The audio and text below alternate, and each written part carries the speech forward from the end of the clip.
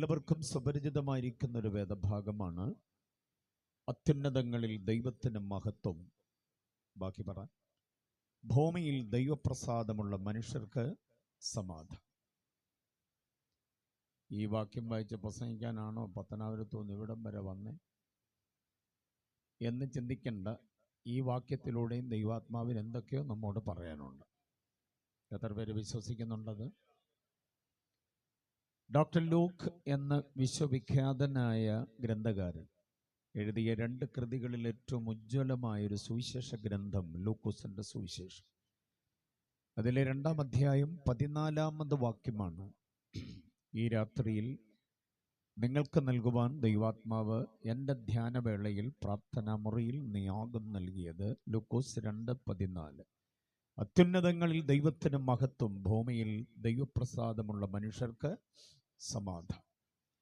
ദൈവപ്രസാദം അതിൻ്റെ അനന്ത സാധ്യത, ദൈവപ്രസാദം അതിൻ്റെ ആവശ്യകത, ദൈവപ്രസാദം ലഭിച്ചില്ലെങ്കിൽ അതിൻ്റെ ഭവിഷ്യത്ത്, ദൈവപ്രസാദം ലഭിക്കപ്പെടുന്നവരുടെ ഭാഗ്യകരമായ പ്രത്യാശ എന്നിത്യാദി വിഷയങ്ങളെ ഒരുമിച്ച് സംക്ഷേപിച്ചുകൊണ്ട് അനുവദിച്ച സമയപരിധിക്കകത്ത് ഒരു സന്ദേശമാണ് നൽകാൻ ആഗ്രഹിക്കുന്നത്. നിങ്ങളുടെ വിലയേറിയ പ്രാർത്ഥനയെ ചോദിച്ചുകൊണ്ട് ഞാൻ ആയതിലേക്ക് പ്രവേശിക്കുകയാണ്. ഈ യോഗത്തിൽ സാധുവായി എനിക്ക് ഈ പ്രഭാഷണത്തിന് അവസരം നൽകിയ സർവകൃപാലുവും പരമകാരുണികനുമായ കർത്താവിൻ്റെ പാദങ്ങളിൽ സകല മഹത്വവും മാനവും പുകഴ്ചയും സ്തുതിയും ആരാധനയും സ്തോത്രവും ആദരവോടെ അർപ്പണം ചെയ്തുകൊണ്ട് ഈ യോഗത്തിൻ്റെ സംഘാടകരായ പമ്പാക്കോട് IPC ഡിസ്ട്രിക്റ്റിൻ്റെ സ്തുത്യർഹമായ സേവനങ്ങൾ വഹിക്കേണ്ടതിന് അതിൻ്റെ ഔദ്യോഗിക സ്ഥാനികളായി ദൈവം നിയമിച്ചാക്കി വെച്ചിട്ടുള്ള എല്ലാ ബഹുമാന്യ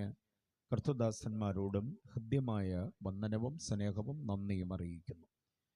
വിശേഷിച്ച് സെൻട്രൽ മിനിസ്റ്റർ നമ്മോടുകൂടെയുണ്ട്. നാളെ ദീർഘമായൊരു യാത്രയ്ക്ക് വേണ്ടി അദ്ദേഹം തയ്യാറെടുപ്പിലാണ്. എങ്കിലും ഈ യോഗത്തിന് അദ്ദേഹത്തിൻ്റെ സാന്നിധ്യം, നാളത്തെ യാത്രയുടെ തിരക്ക് കൊണ്ട് ഇന്ന് വീട്ടിൽ വിശ്രമിക്കേണ്ടതാണ്. പക്ഷേ ഈ മുറ്റത്ത് കൺവെൻഷനിലും അദ്ദേഹം എത്തിച്ചേർന്നു എന്നുള്ളത് സുവിശേഷീകരണത്തോടുള്ള അദ്ദേഹത്തിൻ്റെ വലിയ താല്പര്യമായി ഞാൻ പരിഗണിക്കുന്നു. ആത്മഭാരത്തിൻ്റെ ലക്ഷണമാണ്. ദൈവം അനുഗ്രഹമാക്കട്ടെ. അഭിഷിക്തരായ മറ്റ് എല്ലാ ഔദ്യോഗിക സ്ഥാനികൾക്കും ഞാൻ വന്ദനം അറിയിക്കുന്നു. വിവിധ സഭാ വിഭാഗങ്ങളിൽ സ്തുത്യർഹമായ ആക്ഷേപരഹിതമായ നിരപവാദ്യരായി കർത്താവ് ഏൽപ്പിച്ച മഹത്തായ ദൗത്യം നിർവഹിക്കേണ്ടതിന് ദൈവത്തിൻ്റെ കരങ്ങളിൽ ഉന്നം പിഴയ്ക്കാതെ ഉപകരിക്കപ്പെടുന്ന നിരവധി പാസ്റ്റേഴ്സ് എന്നോടൊപ്പം വേദിയിൽ ഉണ്ട്. അപ്പോൾ തന്നെ അവർക്ക് വേണ്ടി ഒരുക്കപ്പെട്ട പ്രത്യേക ഇടങ്ങളിൽ അവരെ ഒരു പ്രത്യേക കൂട്ടിലാക്കിയിരിക്കുന്നത് പോലെ മുറ്റത്തിൻ്റെ സംവിധാനം അങ്ങനെ ആയതുകൊണ്ട് ഒത്തിരി പേരുണ്ട്. ഒരുപക്ഷെ അവിടെ ഇരിക്കുന്ന എല്ലാവരും ഇത്രയും ദൈവദാസന്മാരെ കണ്ടിട്ടുണ്ടോ എന്നറിയില്ല. എല്ലാവരും ഒരു മുറ്റത്ത് കൺവെൻഷനിലൊക്കെ ഇത്രയും ദൈവദാസന്മാരുടെ സാന്നിധ്യം ആ ഭവനത്തിൻ്റെ മുറ്റത്തിൻ്റെയൊക്കെ ഒരു അനുഗ്രഹമാണ്. Price the Lord. ഞാൻ ആദ്യം ഓർത്തു പോയത്, അങ്ങനെ എൻ്റെ ഓർമ്മയ്ക്ക് ക്ഷമാപണം, ഇത് പാമ്പാക്കോട് IPCയിലെ പാസ്റ്റർമാർ മാത്രമായിരിക്കും എന്നാണ് ഞാൻ കരുതി. അപ്പോഴ അസംബ്ലീസ് ഓഫ് ഗോഡിൽ നിന്നും ഒക്കെ പാസ്റ്റർമാർ വരുന്നു എന്നൊക്കെ പറഞ്ഞപ്പോൾ വളരെ സന്തോഷം തോന്നി. സമഗ്ര സുവിശേഷീകരണം സഭാവിഭാഗീയ അതിർവരമ്പുകൾക്കെല്ലാം അതീതമാണ്. അതിനോട് ഏകീഭവിക്കുന്ന പാസ്റ്റേഴ്സിൻ്റെ നല്ല മനസ്സിനായി കർത്താവിന് സ്തോത്രം ചെയ്യുന്നു. എൻ്റെ ആത്മസ്നേഹിതരാണ് അവരെല്ലാവരും. ഇത് പ്രിസൈഡ് ചെയ്യുന്ന കർത്താവിൻ്റെ ശ്രേഷ്ഠദാസൻ പാസ്റ്റർ റെഞ്ചു അവറുകൾ, എൻ്റെ ആത്മസ്നേഹിതൻ പാസ്റ്റർ സാം തോമസ്, ഇവരെല്ലാവരെയും ഓർത്ത് കർത്താവിന് സ്തോത്രം ചെയ്യുന്നു. എല്ലാവരുടെയും പേരുകളൊക്കെ ഞാൻ പറഞ്ഞ ചിലപ്പോൾ തെറ്റിപ്പോവും. പ്രോട്ടോകോൾ അനുസരിച്ച് അവരുടെ തസ്തികകളൊക്കെ പറയുമ്പോൾ എനിക്ക് അങ്ങോട്ടും ഇങ്ങോട്ടും പിഴവ് പറ്റാം. എങ്കിലും ഇവിടുത്തെ ഈ സ്ഥലം സഭയുടെ ആദരണീയനായ പാസ്റ്റർ, അദ്ദേഹം പലപ്പോഴും ഈ യോഗത്തെക്കുറിച്ച് വിളിച്ച് എന്നെ അറിയിക്കുകയുണ്ടായി. ബഹുമാന്യ കർത്തൃദാസനോടും കുടുംബത്തോടും സഭയോടും ഒക്കെയുള്ള വന്ദനം അറിയിക്കുകയാണ്.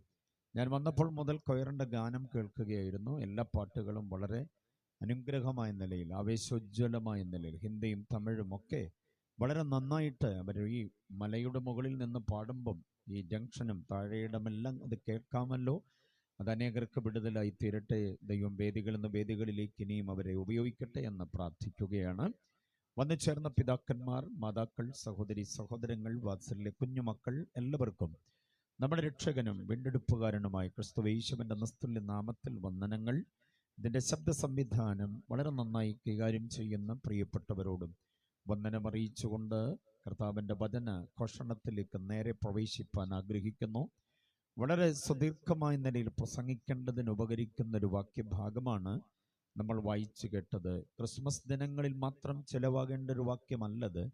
അത്രയ്ക്ക് വിശാലമായ ദ തിയോളജിക്കൽ എക്സ്പ്ലനേഷൻ അതിനകത്ത് വാരി നിറച്ചിട്ടുള്ള ദൈവശാസ്ത്ര വിശകലനം, അതിൻ്റെ ഒരു ഭാഗം മാത്രം നിങ്ങളുമായി പങ്കിടുവാനാണ് കർത്താവിൽ ഞാൻ ആഗ്രഹിക്കുന്നത്. പ്രാർത്ഥനയോടുകൂടി ദൈവസന്നിധിയിൽ നമുക്കായിരിക്കാം. ഒരുപക്ഷെ ഓൺലൈനിലുണ്ടോ? ഇല്ല. Price the Lord. പിന്നീട് ഇത് ഓൺലൈനിൽ യൂട്യൂബിൽ ഒക്കെ ആയിട്ട് ഉണ്ടാകുമല്ലോ. അന്ന് ഇത് കാണുകയും കേൾക്കുകയും ചെയ്യുന്ന പ്രിയപ്പെട്ടവരോടും അഡ്വാൻസായി ഞാൻ വന്ദനവും ആദരവും അറിയിച്ചുകൊണ്ട് ലൂക്കോസിന്റെ സുവിശേഷം 2:14 പ്രവേശിപ്പാൻ, വാക്യത്തിന്റെ വിചിന്തനങ്ങളിലേക്ക്, വിചാരങ്ങളിലേക്ക് പ്രവേശിപ്പാൻ ആഗ്രഹിക്കുകയാണ്. പാമ്പാക്കോട് ഡിസ്ട്രിക്റ്റ് എൻ്റെ പ്രഭാഷണത്തിന് ഒത്തിരി അവസരങ്ങൾ നൽകുന്നൊരു സെൻ്ററാണ്. കടമയും കടപ്പാടും ഒത്തിരിയുണ്ട്. ബഹുമാന്യരായ പ്രിയപ്പെട്ടവരോട് പിന്നെയും ഞാൻ വന്ദനം അറിയിക്കുകയാണ്. കർത്താവ് ആശീർവദിക്കുമാറാകട്ടെ. Praise the Lord.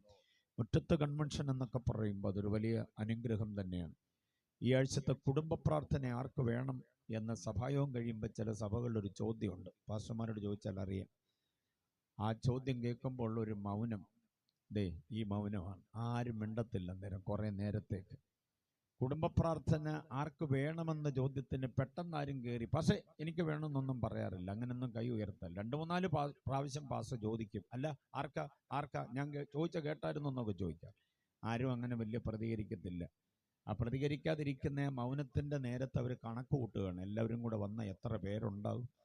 100 പേര് വന്ന 100 ചായയുടെ തേയില, അതിൻ്റെ പഞ്ചസാര, ചിലർക്ക് വിത്തൗട്ട് മതി, അപ്പം പിന്നെ ചിലർക്ക് കാപ്പി മതി. ഇതിൻ്റെ എല്ലാം കൂടെ കണക്ക് കൂട്ടുക. ഇനി കാപ്പി മാത്രം മതി പോരല്ലോ, എന്തെങ്കിലും ഒന്ന് കഴിക്കാൻ വേണ്ടേ? അപ്പോൾ അതെന്തോ ഉണ്ടാക്കും, എന്തോ വയ്ക്കും. അപ്പം കടലയും മതിയോ, അതോ അപ്പം ചിക്കനും വേണോ? എന്തോ വയ്ക്കും എന്നുള്ളതിൻ്റെ കണക്ക് കൂട്ടലാണ് ഈ മൗനം. അപ്പോഴും പാസ്റ്റർ ഇങ്ങനെ ഈ ലേലം വിളിക്കുന്നവർ ചോദിക്കും, ആർക്ക് വേണം. അപ്പോൾ അവസാനം നമ്മൾ ഇത്രയും നേരം ചിന്തിച്ചിട്ട് വെക്കാൻ എളുപ്പമുള്ള ഒന്ന് യോഗം വേണ്ടാന്ന് വെക്കുക എന്നുള്ളതാണ്. അപ്പോൾ ആരും യോഗം ഏറ്റെടുക്കത്തില്ല. ഒടുവിൽ അതും ഫെയ്ത്തോമിൽ തന്നെ അല്ലെങ്കിൽ സഭാ ഹാളിൽ തന്നെയായിട്ട് വരിക.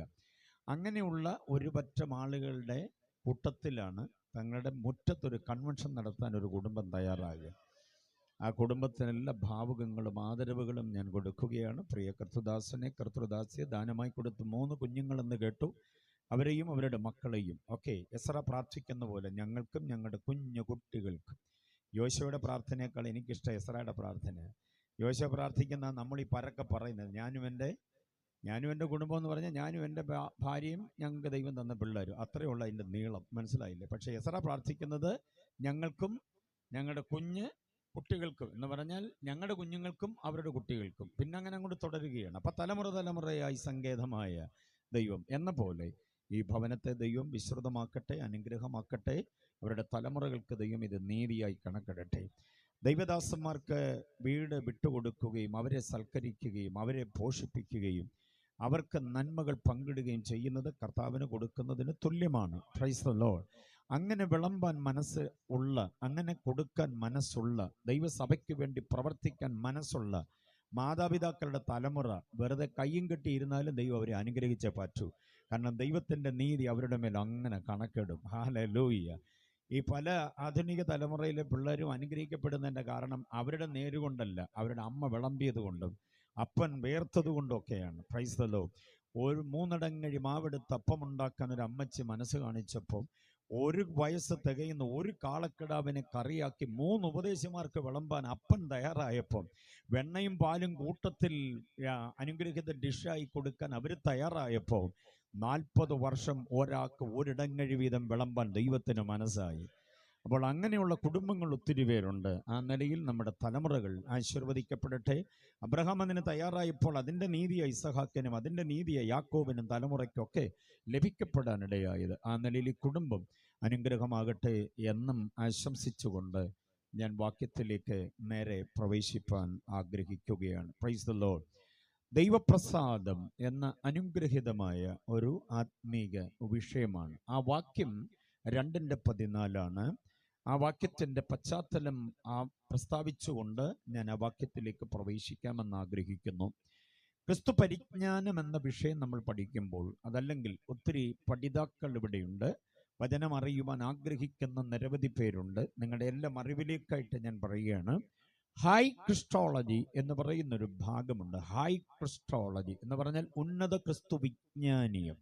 നമ്മൾ വല്ലതും പാടുകയും പറയുകയൊക്കെ ചെയ്താൽ അതിനകത്ത് ക്രിസ്തു ഉണ്ടാകണം, ക്രിസ്തു കേന്ദ്രീകൃതമാകണം. എത്ര പേര് സമ്മതിക്കുന്നുണ്ടത്? Praise the Lord. Christ centred ആയിട്ടുള്ള, ക്രിസ്റ്റോ സെൻട്രിക് ആയിട്ടുള്ള കാര്യമേ നമ്മൾ പാടുകയും പറയുകയും ചെയ്യാവൂ. അതായിരിക്കും ദൈവനാമത്തിന് അനുഗ്രഹവും പ്രസാദവും നമ്മുടെ ആത്മിക വർധനവിനും കാരണമായി തീരുന്നത്. ഓക്കെ, അപ്പോൾ ഹൈ ക്രിസ്റ്റോളജി. അങ്ങനെ ഹൈ ക്രിസ്റ്റോളജി നമ്മൾ പഠിക്കുമ്പോൾ അതിനകത്ത് 6 വിഷയങ്ങളാണ് അടക്കം ചെയ്തിട്ടുള്ളത്.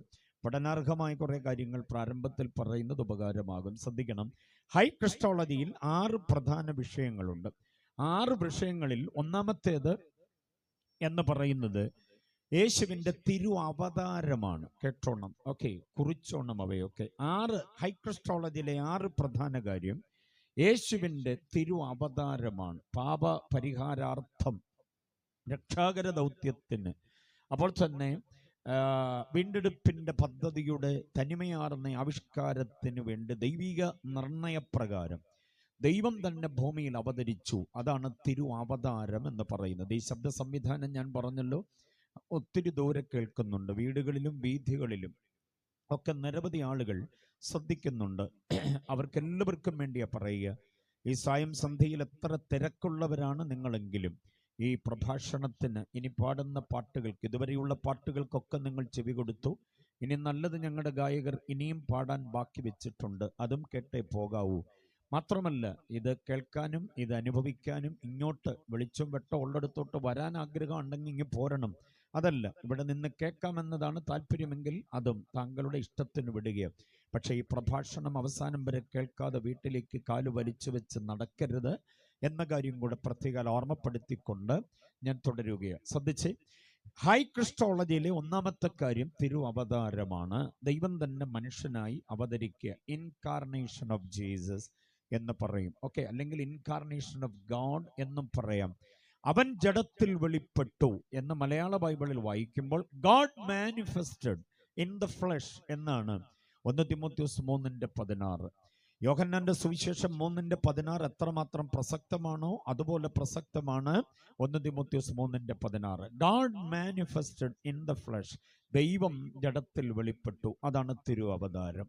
രണ്ടാമത്തെ വിഷയം എന്ന് പറയുന്നത് യേശുവിൻ്റെ പരമയാഗമാണ്. പരമയാഗമാണ്. The sacrificial crucifixion of Jesus എന്ന് പറയാം. യേശുവിൻ്റെ പരമയാഗം എന്നൊക്കെ പറയാം. ഓക്കെ, യേശുവിൻ്റെ പരമയാഗം, അതാണ് ഹൈ ക്രിസ്റ്റോളജിയിലെ രണ്ടാമത്തെ വിഷയമെന്ന് നമ്മൾ അറിയണം.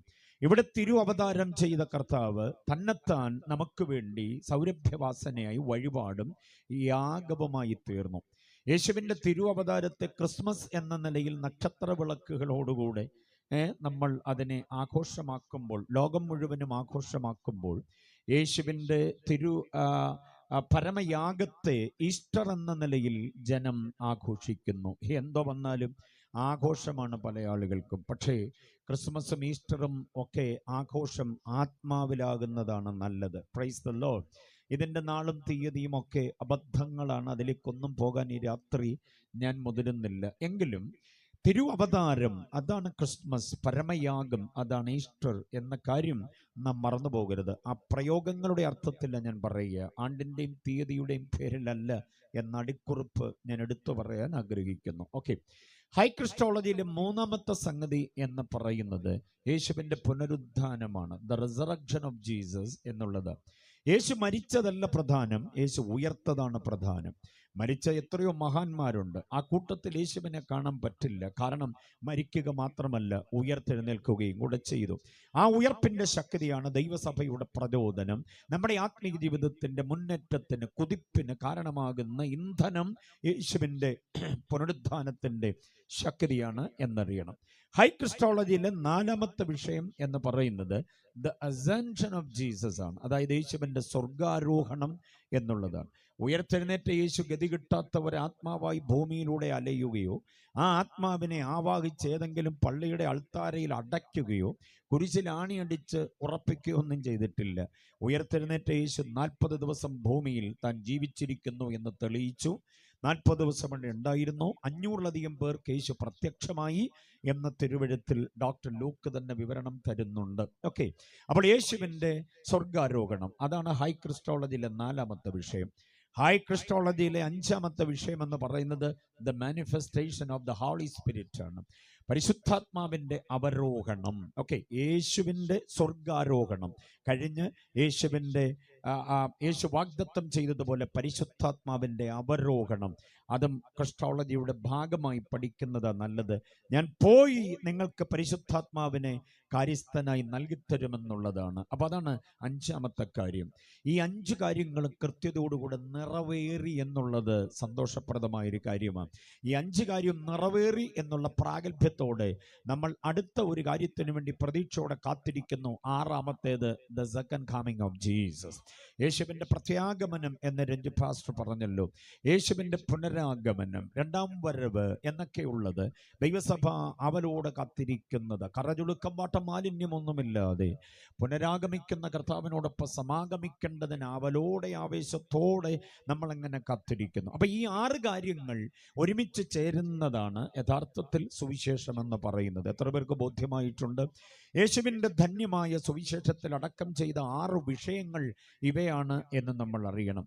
ഈ 6 കാര്യങ്ങളിൽ ഏതെങ്കിലും ഒന്നിനെയോ അല്ലെങ്കിൽ ഇതിലെല്ലാറ്റിനെയും കൂടെ പരാമർശിക്കുമ്പോൾ സുവിശേഷം അതിൻ്റെ പൂർണ്ണതയിൽ എത്തുന്നത് എന്നറിയണം. എന്നാൽ ഇന്ന് രാത്രിയിൽ ഞാൻ വായിച്ചു കേൾപ്പിച്ച വാക്യവുമായി ബന്ധപ്പെട്ട് 2:14 ബന്ധപ്പെട്ട് ഡോക്ടർ ലൂക്ക് നൽകുന്ന അനുഗ്രഹിത വിവരണം, മത്തായിയോ മർക്കോസോ യോഹന്നാനോ തരാത്ത, മറ്റിതര എഴുത്തുകാരും പരാമർശിക്കാത്ത, വാനവിരവിൽ കേട്ടതായിരിക്കുന്ന മനോഹരമായൊരു സംഗീതത്തിൻ്റെ അവതരണത്തെ ഡോക്ടർ ലൂക്ക് ആത്മാവിൽ വെളിപ്പാട് കിട്ടി താൻ ലിഖിതമാക്കുമ്പോൾ അതിൻ്റെ പശ്ചാത്തലത്തെ കൂടെ ഈ ക്രിസ്മസ് നാളുകളിൽ നാം അറിയേണ്ടതായിട്ടുണ്ട്.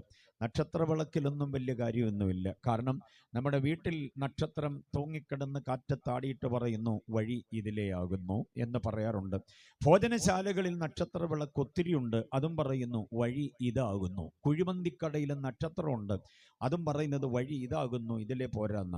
കള്ളുഷാപ്പിൽ നക്ഷത്രം തൂങ്ങിക്കിടന്ന് ഇങ്ങനെ ചിന്നിമിന്നി കത്തുന്നുണ്ട്, അതും പറയുന്നത് വഴി ഇതാകുന്നു എന്ന്. അപ്പം ഏതാ വഴി യഥാർത്ഥത്തിൽ എന്നുള്ളത് വഴിയറിയാതെ ദിശാബോധമില്ലാതെ ആളുകൾ കുരുങ്ങുമ്പോൾ സുവിശേഷം ഒരു വഴി പറയുന്നുണ്ട്, അതാണ് യഥാർത്ഥ വഴി. Price the Lord. അപ്പോൾ ആ വഴിയെക്കുറിച്ചുള്ള അവബോധം തരികയാണ് ഞങ്ങളുടെ ഇതുവരെയുള്ള പാട്ടുകളിലൂടെ, ഇനിയുള്ള പ്രഭാഷണങ്ങളിലൂടെ, ഇനിയുള്ള പാട്ടിലും അത് തന്നെയാണ് താങ്കൾക്ക് ബോധ്യമാകുന്നത് എന്ന കാര്യം അറിയണം. ഓക്കെ, അപ്പൊ ഈ ക്രിസ്മസ് ദിനങ്ങളുടെ തിരക്കിനിടയിൽ അല്പം ശാന്തമായി സായം സന്ധ്യയിൽ ആത്മാവിന് കൂടുതൽ പ്രചോദനം നൽകുന്ന ചില വിചാരങ്ങൾ നൽകുകയാണ്. എന്താണ് ഈ പാട്ടിൻ്റെ പിന്നാമ്പുറം? അതാദ്യമായിട്ട് പ്രസ്താവിക്കാൻ ചെറുപ്പക്കാരൊക്കെ ശ്രദ്ധിച്ചു കൊള്ളണം. ചെറുപ്പക്കാർ മാത്രമല്ല, എല്ലാവരും ശ്രദ്ധിക്കണം, കുഞ്ഞുങ്ങളടക്കം. ഈ 2:14 വാക്യത്തിൻ്റെ പിന്നിൽ സുന്ദരമായൊരു പശ്ചാത്തലമുണ്ട്. യഹൂദ പാരമ്പര്യം അനുസരിച്ചൊരു യുവതി ഗർഭവതിയായാൽ, ശ്രദ്ധിച്ചു കേൾക്കണം ആ ഭാഗം, യഹൂദ പാരമ്പര്യം അനുസരിച്ചൊരു യുവതി ഗർഭവതിയായാൽ അവരുടെ പ്രസവകാലം തികയുന്ന ആ നേരം കൃത്യമായിട്ട് അവർക്കറിയാം. ദൈവത്തിൻ്റെ ജനം പ്രസവിക്കാൻ നിറവും തിറവുമുള്ളവരാണ്. യഹൂദ സ്ത്രീകൾ അങ്ങനെയാണ്. പ്രസവത്തിൻ്റെ കാലമെത്തുമ്പോൾ സൂപ്പർ സ്പെഷ്യാലിറ്റി ഹോസ്പിറ്റൽ എവിടെ എന്നവർ അന്വേഷിക്കാറില്ല. നമ്മളതിന് മുമ്പേ അവിടെ ചെന്ന് കാര്യങ്ങളെല്ലാം ഏർപ്പാടാക്കി സമയത്തിന് മുമ്പേ കൊച്ചിനെ അവിടെ കൊണ്ട് എന്ന് ദണ്ണിപ്പിക്കുകയാണ് ചെയ്യാറുള്ളത്. പക്ഷേ യഹൂദൻ അങ്ങനെ ഒരു ഇടപാടേ ഇല്ല. അവർ പ്രസവത്തിൻ്റെ സമയം കൃത്യമായി സൂതി കർമ്മിണികൾ പറയും. വീട്ടിലോ കുടുംബത്തിലോ അല്ലെങ്കിൽ നാട്ടിലോ വയറ്റാട്ടി അമ്മച്ചിമാരുണ്ട്. അവരുമായിട്ട് ഈ പെൺകുട്ടി സംസാരിക്കുമ്പോൾ അവർ കൃത്യം പറയും, മോളെ ഇന്നപ്പോഴാണ് ഈ പ്രസവം നടക്കാൻ സാധ്യതയുള്ളൂ. അവർ കുറിച്ചു കൊടുക്കുന്ന സമയം കൃത്യമായിരിക്കും. അപ്പോൾ വീടിൻ്റെ ഒരു മുറി തന്നെ പ്രസവ മുറിയായിട്ട് സജ്ജമാക്കും. ഏതാണ്ട് 2-3 ദിവസത്തിന് മുൻപേ ഈ സൂതികർമ്മിണി അമ്മച്ചിമാർ 1-2 പേരുണ്ടാകും. വീട്ടിലെ മുതിർന്ന അമ്മച്ചിമാരും ഈ പെൺകുഞ്ഞുമായിട്ട് മുറിയിലങ്ങ് ആയിക്കഴിഞ്ഞാൽ പ്രസവം എന്ന കർമ്മത്തെക്കുറിച്ച് ആ പെണ്ണിനെ പറഞ്ഞ് മനസ്സിലാക്കി, പേടിക്കാനൊന്നുമില്ല കേട്ടോ, ഇന്നിന്ന കാര്യങ്ങളാണ് ശ്രദ്ധിക്കേണ്ടതെന്നൊക്കെ പറഞ്ഞ് അവളെ ബോധ്യമാക്കി അവബോധം കൊടുക്കും. ടെൻഷൻ അങ്ങ് മാറ്റും. മനസ്സിന് ദുഃഖകരമായി ഒരു കാര്യങ്ങളും കേൾപ്പിക്കാതെ സന്തോഷചിത്തമായി പല കാര്യങ്ങളും പറഞ്ഞ് അവരെ പെൺകുട്ടിയെ ധൈര്യപ്പെടുത്തും. പക്ഷേ ആ പ്രസവത്തിൻ്റെ ദിവസമെത്തുമ്പോൾ അവളുടെ ഗർഭത്തിന് ഉത്തരവാദിയായ പുരുഷനുണ്ടല്ലോ, അവളുടെ ഭർത്താവ്, ഇതുപോലെ വീട്ടുമുറ്റം വൃത്തിയാക്കിയിട്ട് ഇതുപോലെ നല്ല പരവതാനിയൊക്കെ വിരിച്ച് ആ നാട്ടിലെ ഏറ്റവും മികച്ച ഒരു മ്യൂസിക് ടീമിനെ വരുത്തണം. അത് അത്യന്താപേക്ഷിതമായ കാര്യമാണ്.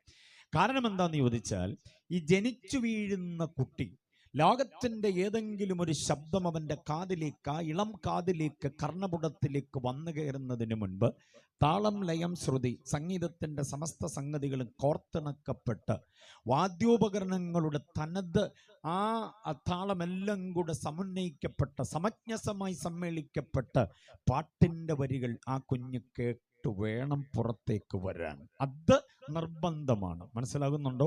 ഒരൊറ്റ കുഞ്ഞും അപശബ്ദം കേട്ട് പുറത്തു വരരുത്. ചില കുഞ്ഞുങ്ങൾ പ്രസവിച്ച് ഇങ്ങോട്ട് വീഴുമ്പോൾ അമ്മയുടെ കരച്ചിൽ കേട്ടാണ് വരിക. അമ്മയുടെ കരച്ചിലിന് മീതെ നിൽക്കണം ഈ പാട്ടിന്റെ താളം. അതുകൊണ്ട് കുഞ്ഞ് ജനിച്ചു വീണാലുടൻ പാട്ട് കേൾപ്പിക്കാൻ ആ നാട്ടിലെ ഏറ്റവും മികച്ച ഒരു ടീമിനെ അവർ വിളിച്ചു വരുത്തിയിരിക്കും. അത് മികച്ച ടീമെന്നൊക്കെ പറഞ്ഞ് അവൻ്റെ കീശയിലെ കാശിൻ്റെ കനം അനുസരിച്ചാണ്. ചിലപ്പോൾ ഈ തല്ലിക്കൂട്ട് ടീമെന്നൊക്കെ പറയുന്ന പാട്ടുകാർ പിണങ്ങരുത് എന്നോട്, ഞാൻ അങ്ങനെയൊക്കെ പറയുമ്പോൾ. തല്ലിക്കൂട്ട് ടീമെന്നൊക്കെ പറഞ്ഞാൽ ഒരു കൺവെൻഷൻ പെട്ടെന്ന് അങ്ങ് നടത്തണം. ഓക്കെ, അതിനിപ്പോൾ ആരെയും വലിയ ടീമിനെ ഒന്നും വിളിക്കാൻ കാശില്ല സംഘാടകർക്ക്. അപ്പോൾ പിന്നെ ഒരു തല്ലിക്കൂട്ട് ടീമാണ്. തല്ലിക്കൂട്ട് ടീമെന്ന് പറഞ്ഞാൽ ലക്ഷണം ഇതാണ്: കീബോർഡ് വായിക്കുന്ന പുള്ളിയായിട്ട് ഒരു പരിചയമില്ലാത്തൊരു തബലക്കാരൻ, അവർ തമ്മിൽ ഒരു പരിചയമില്ല. ഓക്കെ, ഇവരെ രണ്ടുപേരെയും ഒരു പരിചയമില്ലാത്തൊരു പാട്ടുകാരൻ, മനസ്സിലായില്ലേ? ഈ മൂന്ന് പേരെയും പരിചയമില്ലാത്ത ഒരു മൈക്ക് സെറ്റുകാരനും. ഇതാണ് ഈ തല്ലിക്കൂട്ടി ടീമെന്ന് പറയുന്നത്. അപ്പോൾ പാട്ട് തുടങ്ങാൻ നേരമാകുമ്പോൾ പുള്ളി കീബോർഡ് ടോൺ ചെയ്തുകൊണ്ടിരിക്കുകയുള്ളൂ, തബല ഇങ്ങനെ കൊട്ടിക്കൊണ്ടിരിക്കുകയുള്ളൂ. പാട്ടുകാരൻ ഏത് പാടണമെന്നുള്ള കണ്ടശുദ്ധി വരുത്തി ഇങ്ങനെ തയ്യാറാകത്തേ ഉള്ളൂ. സമയത്തൊന്നും ഇത് തുടങ്ങത്തുമില്ല, ഒടുങ്ങത്തുമില്ല. Praise the Lord.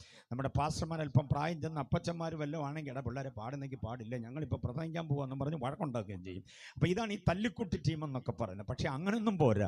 ആ നാട്ടിൽ പേരും പെരുമയുമുള്ളൊരു നല്ല ടീമിനെ വരുത്തണം.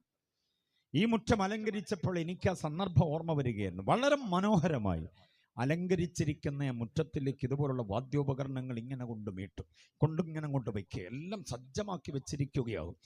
അനക്കമില്ലാതെ അതെല്ലാം അങ്ങനെ കൊണ്ടുവന്ന് സെറ്റ് ചെയ്ത് വെച്ചിരിക്കും. റെഡി, 1 2 3 എന്ന് പറയുമ്പോൾ പാട്ട് തുടങ്ങത്തക്ക നിലയിലെല്ലാം സജ്ജമായിരിക്കും. അതാണ് ആ ടീമിന്റെ മികവ് എന്ന് പറയുന്നത്. ഓക്കെ, എല്ലാവരും വിവിധ തരത്തിലുള്ള തമ്പുരു, കിന്നരം, വീണ അടക്കമുള്ള സകല ഈ കീബോർഡ് ഇങ്ങനെയുള്ള നമ്മുടെ ഈ കറുത്തതും വെളുത്തതുമായ കട്ടകളിലൂടെ വിരലോടിച്ച് താളമുണ്ടാക്കുന്ന ഈ സംഗതിയൊക്കെ ഈ അടുത്ത കാലത്താണ്. പക്ഷെ അതിനു മുമ്പുള്ള പ്രാചീന വാദിത്രങ്ങൾ എല്ലാം ഇങ്ങനെ മുറ്റത്ത് നിരത്തിയിട്ടുണ്ടാകും. നല്ല സൂപ്പർ ഗായികമാരും ഗായകന്മാരും ഉണ്ടാകും. ഞാനതെല്ലാം പറയുമ്പോൾ ഓർത്തോണം, ആ ചെറുപ്പക്കാരൻ്റെ കീശയിലെ കാശിൻ്റെ കനമാണ് അതിൻ്റെ ബലമെന്നുള്ള കാര്യം കൂടെ ഓർത്തോണം. ഓക്കെ, അപ്പോൾ ഇതെല്ലാം കൂടി ഇങ്ങനെ സജ്ജമാക്കി നിൽക്കുന്ന നേരത്ത് അവരുടെ കയ്യിലെ പാട്ടുണ്ടല്ലോ, പഴയതെങ്കിലും പാട്ടല്ല. ജനിച്ചു വീഴുന്ന കുഞ്ഞ് ചക്രവർത്തിയാകുമെന്നും രാജ്യങ്ങളെ പിടിച്ചടക്കുമെന്നും അവൻ വലിയ വലിയ ധനാട്യനാകുമെന്നൊക്കെയുള്ള അനുഗ്രഹത്തിൻ്റെ പാട്ടിൻ്റെ വരികൾ അതിനകത്തുള്ളത്. ഇവൻ നാളെ ചുമട്ടുതൊഴിലാളിയായി പോയാലും പാട്ട് രാജാവാകുമെന്ന് തന്നെയാണ് അങ്ങനെ എഴുതി പതിപ്പിച്ച് കൊണ്ടുവന്നിരിക്കുന്നത്. ഈ പാട്ടെല്ലാം കൂടി ഇങ്ങനെ സെറ്റ് ചെയ്ത് അവരിങ്ങനെ പാടാൻ തയ്യാറായി നിൽക്കുമ്പം ഈ പ്രസവമുറിയുടെ കിളിവാതിൽ തുറന്നിട്ട് സൂതി കർമ്മണി പുറത്തേക്ക് തലയിട്ടിട്ട് പറയും, പ്രസവം നടന്നു, സുഖപ്രസവം, കുട്ടി. അതാണ് എല്ലാവരും ശ്രദ്ധിക്കുന്നത്. കുട്ടി പെണ്ണാണ് എന്ന് പറഞ്ഞു പോയാൽ ഈ വാദിത്രങ്ങളൊക്കെ അനക്കാതെ, ശബ്ദം ഉണ്ടാക്കാതെ എടുത്ത് തോളി വെച്ച് മരണവീട്ടിൽ നിന്ന് ഇറങ്ങിപ്പോകുന്ന പോലെ വിലാപയാത്രയായിട്ട് അങ്ങ് പോകും. സഹോദരി സമാജം പിണങ്ങരുത്, പെൺകുട്ടി ജനിച്ച പാട്ടില്ലെന്ന്. യഹൂദന്റെ വീട്ടിൽ ഒരു പെൺകുട്ടി ജനിച്ചാൽ പാട്ടുമില്ല, മേളവും ഇല്ല, താളവും ഇല്ല. എല്ലാവരും ഇതെടുത്തുകൊണ്ട് അങ്ങോട്ട് ഇറങ്ങിപ്പോകുമ്പം ഈ ടീമിൻ്റെ ഡയറക്ടർ ഉണ്ടാവും. അദ്ദേഹത്തിന് അഡ്വാൻസ് കൊടുത്ത തുകയുണ്ടല്ലോ, അത് ഈ ചെറുപ്പക്കാരൻ്റെ പോക്കറ്റോട്ട് വെച്ച് കൊടുത്തിട്ട് പറയും, അടുത്ത പ്രാവശ്യത്തിന് ആയിക്കോട്ടെ, കാണാം, ഞങ്ങൾ പോവുക എന്ന് പറഞ്ഞ് അങ്ങ് പോകും.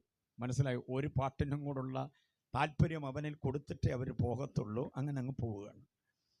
പക്ഷേ സൂതികർമ്മിണി പറയുകയാണ്, പ്രസവം നടന്നു, സുഖപ്രസവം, കുട്ടി ആണാണ്. ആണാണ് എന്ന് പറയുന്ന നീ തീർന്നതിന് മുമ്പ് പാട്ടോടെ തുടങ്ങും.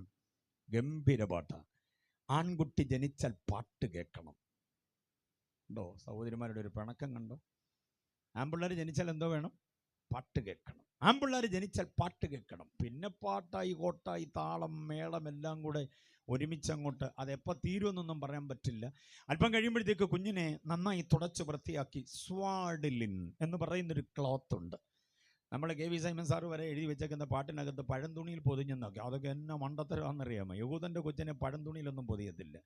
നമ്മുടെ നാട്ടിലൊരു പ്രസവം നടന്നു എന്നുള്ള വിവരം ആരും അറിയണ്ട. നമ്മളതിലെ വണ്ടി ഓടിച്ച് പോകുമ്പോഴറിയാം. പഴയ ഡബിളൊക്കെ ഇങ്ങനെ 4ആയിട്ടും അല്ല 8, 10, 16ആയിട്ടൊക്കെ കീറി നുറുക്കി ഇങ്ങനെ നിരത്തി ഉണക്കാനിട്ടേക്കുമ്പോഴേ അറിയാം ഇവിടെ ഒരു പ്രസവം നടന്നു എന്നുള്ള വിവരം. മനസ്സിലായി? പഴയ കോട്ടൻ കൈലിയൊക്കെ ഇങ്ങനെ മുറിച്ചിട്ടേക്കും. പക്ഷേ സ്വാഡലിൻ ക്ലോത്ത് എന്ന് പറയുന്നൊരു ക്ലോത്ത് ഉണ്ട്. അത് യൂസ് ആൻഡ് ത്രോയാണ്. അത് വളരെ ബൾക്കായിട്ട് അവർ വാങ്ങിച്ചിങ്ങനെ വെച്ചിരിക്കും. അതിലാണ് അമ്മയും കുഞ്ഞിനെയും എല്ലാം അവർ സംരക്ഷിക്കുന്നത്. കുഞ്ഞിനെ തുടയ്ക്കുന്നതും വൃത്തിയാക്കുന്നതുമെല്ലാം അതിനകത്ത് തന്നെയാണ്. സ്വാഡലിംഗ് എന്ന് പറയും ആ ക്ലോത്തിന്. ഓക്കെ, അപ്പം അങ്ങനെയുള്ളതായിരിക്കുന്ന തുണി കൊണ്ട് തുടച്ച് വൃത്തിയാക്കി അതിൽ പൊതിഞ്ഞിട്ട് ഈ ശ്രുതികർമ്മണി തന്നെ പുറത്തേക്ക് വന്നിട്ട് കുഞ്ഞിനെ ഇങ്ങനെ നീട്ടുമ്പോൾ ഈ അപ്പൻ, ആ കുഞ്ഞിൻ്റെ അപ്പൻ തന്നെ അഭിമാനത്തോടെ നിറകണ്ണുകളോടെ വാങ്ങിയിട്ട് ഒന്നുകിൽ കുടുംബത്തിൻ്റെ കാർന്നവരും അതല്ലെങ്കിൽ പുരോഹിതന്മാരിൽ ആരെങ്കിലുമൊക്കെ അവർ വിളിച്ചിട്ടുണ്ടാകും. നമ്മൾ ചില ഫംഗ്ഷനിൽ ഓവർസിയറെ വിളിക്കണോ, സെൻട്രൽ പാസ്റ്ററെ വിളിക്കണോ, അതോ സാധാ പാസ്റ്റർ മതിയോ എന്നൊക്കെ ഉള്ളത് നമ്മുടെ ആ നിലവാരം അനുസരിച്ച്. എന്നതുപോലെ ആ പയ്യൻ അല്പം പിടിപാടുള്ളവനാണെങ്കിൽ മഹാപുരോഹിതനെ തന്നെ വിളിക്കാൻ സാധ്യതയുണ്ട്. ഏതായാലും പുരോഹിതന്മാരിൽ ഒരാളുണ്ടാവും. അദ്ദേഹത്തിൻ്റെ കയ്യിലേക്ക് കൈമാറും. അദ്ദേഹം ആ കുഞ്ഞിനെ എടുത്തു വെച്ച് യാഹോവയ്ക്ക് സ്തോത്രാർപ്പണങ്ങൾ നടത്തിക്കഴിഞ്ഞ് പിന്നീട് പാട്ടങ്ങോട്ട് തുടരുക. ഭക്ഷണമായി ഇതായി നൃത്തവും ബഹളവും ഒക്കെയാകും. അവൻ്റെ കീശയിലെ അവസാനത്തെ ചില്ലി തീരുന്നിടം വരെ അവിടെ പാട്ടും ബഹളമാണ്. പെങ്കൊച്ചാണെങ്കിൽ പാട്ടില്ല. വിവരം മനസ്സിലായി? ഇത്രയും കാര്യം മനസ്സിലായോ? മനസ്സിലായെങ്കിൽ അടുത്ത ഒരു സ്ഥലത്തേക്ക് ഞാൻ നിങ്ങളെ കൊണ്ടുപോവുകയാണ്.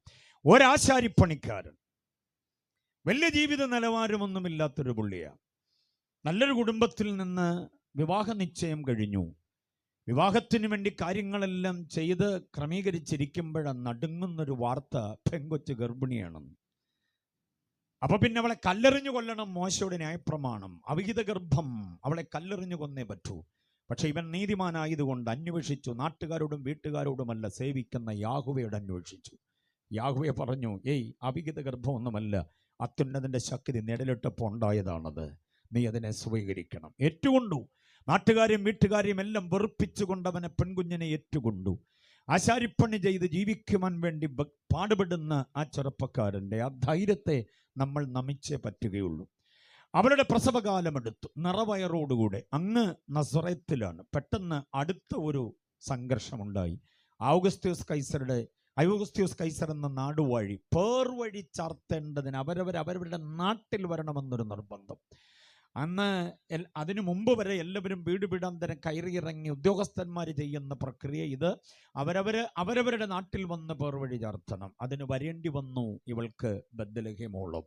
നിറവയറോടുകൂടെ 85 മൈൽ താണ്ടി, കുന്നുകൾ, താഴ്വരകൾ, സമതലങ്ങളൊക്കെ താണ്ടി, ചെറിയ വഴികൾ, വിശാലമായ പാതകളൊക്കെ താണ്ടി അവിടെ എത്തുക ദുഷ്കരമാണ്. നിറവയറോടെ വരിക.